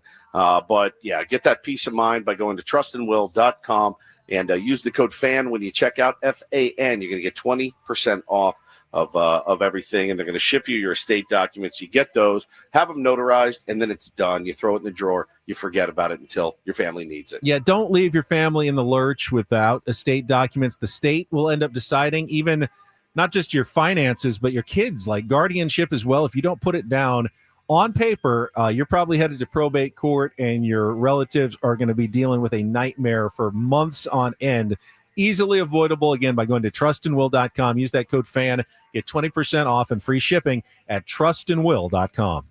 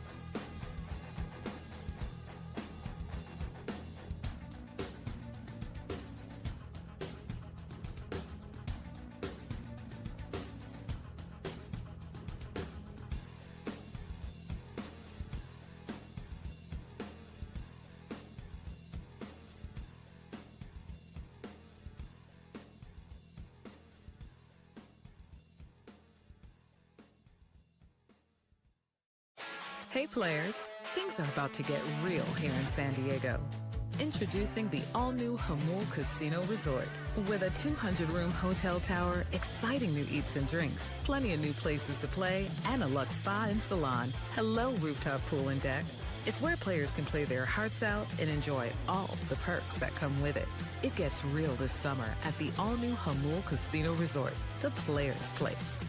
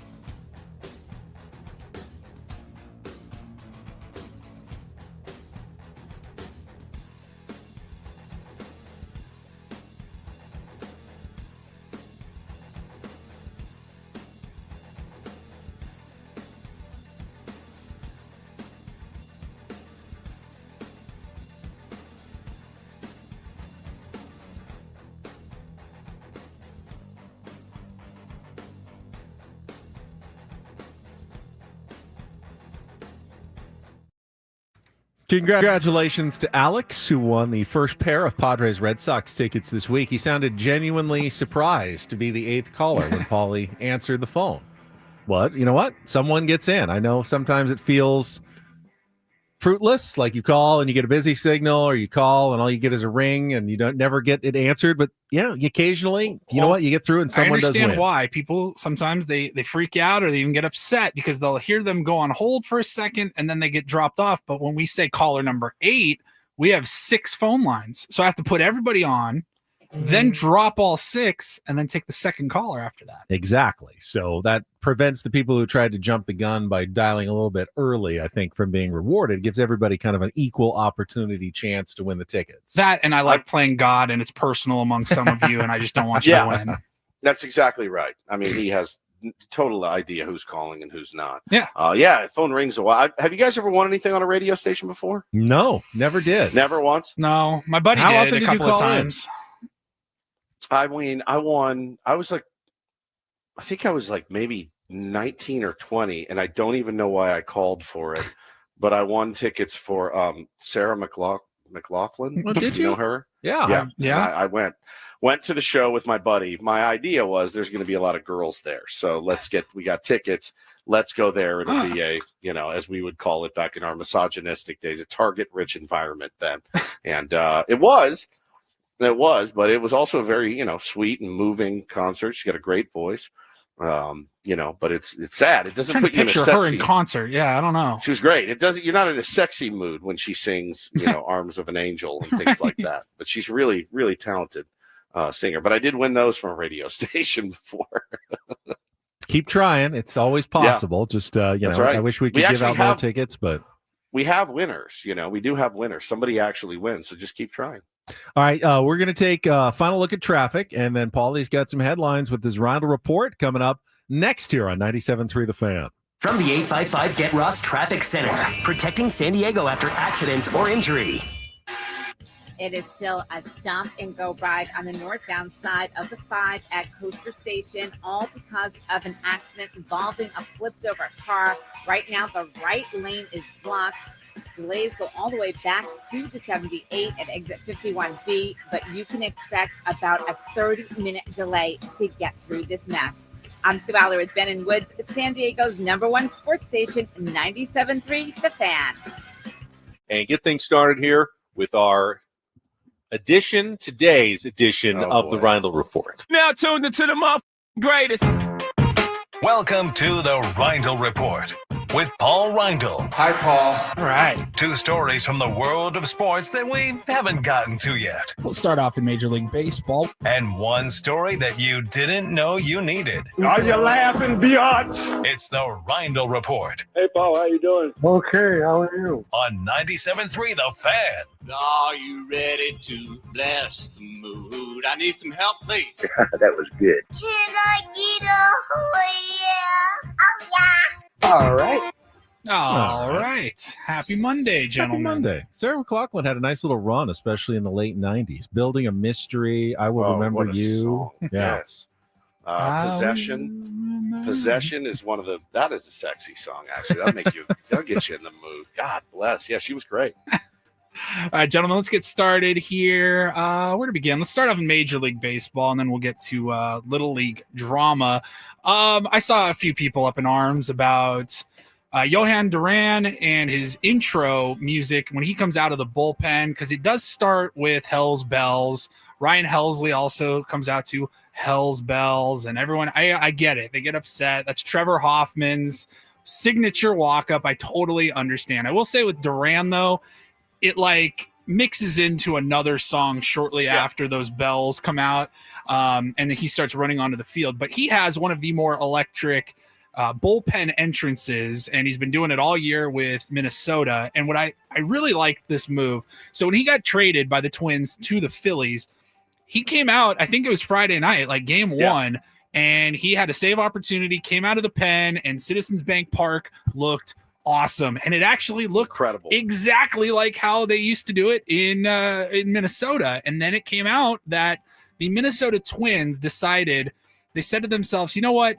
This wasn't our thing. This was his thing, and this belongs to him, and it should go with him. So they actually, their creative department, they sent over to the Phillies department everything that they had, all their files, the music, the graphics, anything they could, anything that they could help with the lights and all of that. They said, this belongs to him. He, we have no ill will towards him. We moved him. We're going in a different direction. And I thought that was pretty cool. That was a good move. No, it's a really good move, and it looked incredible on Friday night. That's something that they've needed there desperately as a lockdown closer, and they got one, making them a really, really terrifying team. Yeah, it's been super fun to talk about all the additions and how the Padres strengthened their roster over the last 5 days or whatever. But every other team in the National League that we're going to be competing against, they all got better too. Yeah, they did. I try not to speak of it, but there was that one season in 2009 when Trevor Hoffman pitched for the Milwaukee Brewers, and he did come into Hell's Bells with the Milwaukee Brewers. Didn't hit the same. Now, they didn't have the choreographed like graphics and lighting back then that they do now with closer entrances, so I can see that is a little bit different. It was a classy move, though, by the Twins to send that along to the Philadelphia Phillies. And, I don't want to be facing Duran. I mean, at some point in the playoffs, someone's going to have to go against those guys. Someone's going to have to go against the Padres bullpen.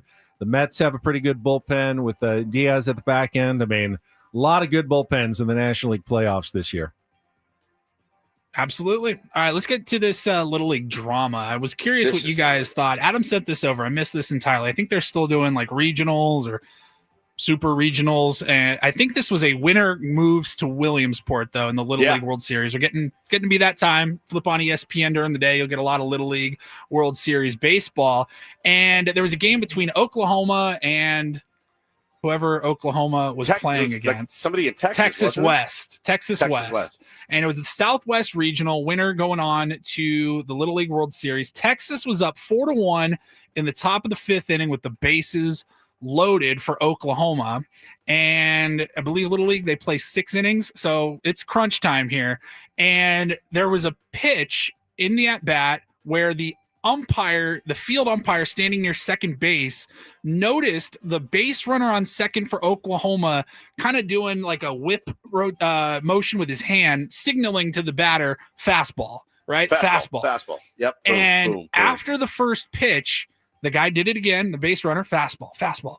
And the umpire actually called time and stopped the game, met with all of the other umpires. They ended up walking off the field, the umpires did, because they had to talk to the Little League tournament director and get a ruling on whether or not it is okay for the base runner to be tipping pitches. And I know how I feel, but I can understand both sides of the argument, saying you're teaching these kids how to cheat. I would say it's not cheating. It is gamesmanship. But is there a line on like when that's appropriate, when it's not appropriate? Woodsy, you're coaching Little League right now. Like, what did you think of all of this? Listen, I think about it a lot, Paulie, and there are plenty of hard-o coaches out there. And I figure there's going to need to be some conversation about it with my guys. I will tell every single player of mine, when you get to first base and you don't get to lead off in the division Bo's going to be playing in. But, man, when you get to first base your entire life, you're taught to look in, let me see, because if I want to run, I want to obviously run on a breaking ball. If I can pick a breaking ball to run on, I'm going to do that. It's crazy. Like I would tell 7-year-olds that, right? Like, look for the pitch, man. Hey, by the way, yes, I know he throws a curveball. There's a decent chance he spikes it. You have to wait till the ball crosses the plate. If it's a curveball, maybe you have a better opportunity of him booting it and you getting the second. I don't think there's anything wrong with that whatsoever. As it pertains to leading off a second base, I mean, the kid was not hiding it. It was pretty obvious what he was doing. No. They didn't do like if I turn my head this way, it's curveball. If I turn my head, like they just weren't even thinking. He was pretty much saying he might as well have just yelled fastball. Yeah, and see, I told you guys the story about coaching against a coach, and the guy is at third base, and coach at third base, he's looking at my catcher signs, and he's just going like this. He's covering his leads, going fastball like that, and I go, and I'm standing across the field going, really? Well, the curveball.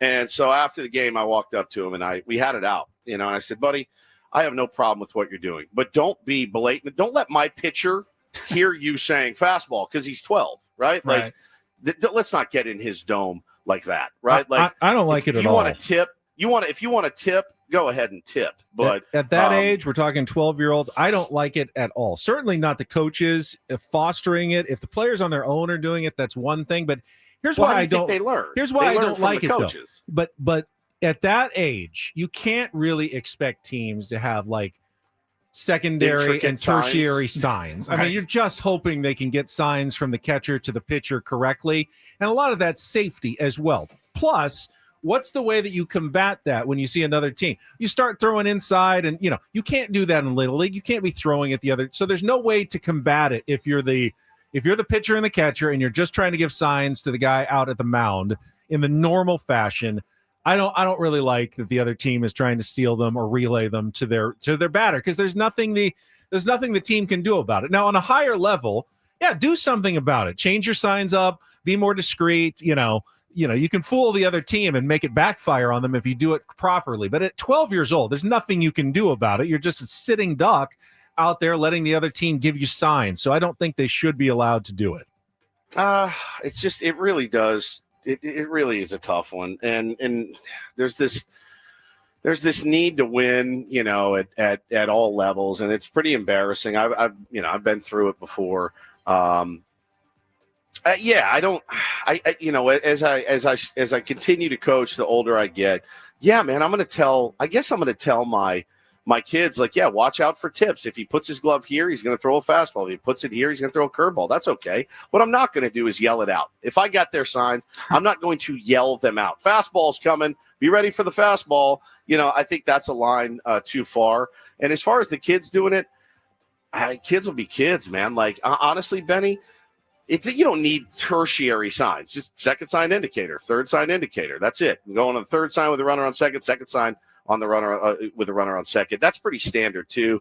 But I just don't know how you combat it with this desire and need to win every single game in travel ball and Little League and all that. It's pretty tough. Well, I guess there's some real hard-o coaches out there. Yeah, it's a talker for sure. The way it played out on the field is they came back after a several-minute delay. Tournament director and the umpires came back on the field, and they ruled that there's nothing wrong here. We're going to play on.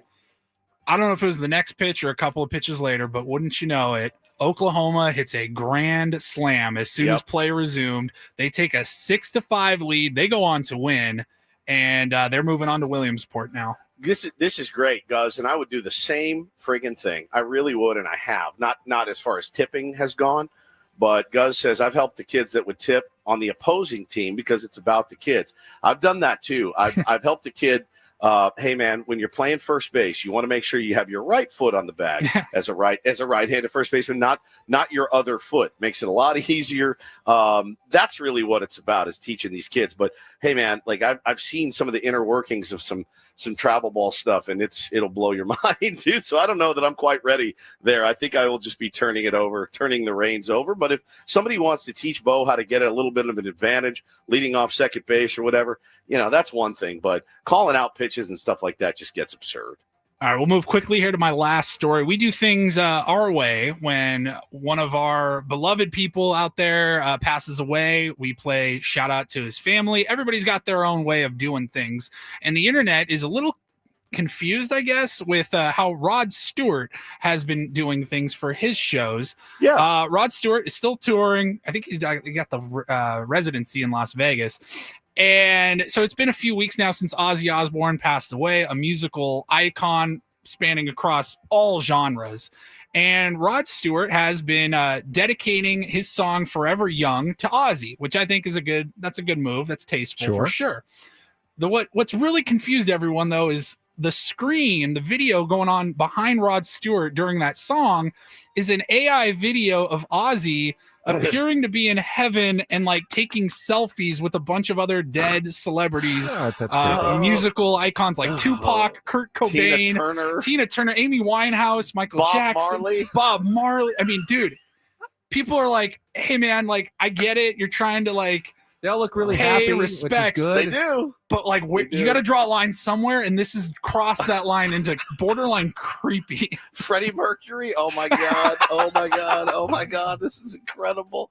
Forever young. Just the worst. It's just the worst. Like man. Everyone's like, Rod, this is a little much. This is kind of weird. What is going on here? What in the world? You're watching the show. You're like, am I on drugs? Like, what is going on right now? Just seeing Ozzy smiling that big is kind of creepy just to begin with. Wild. So, oh man, it's so wild.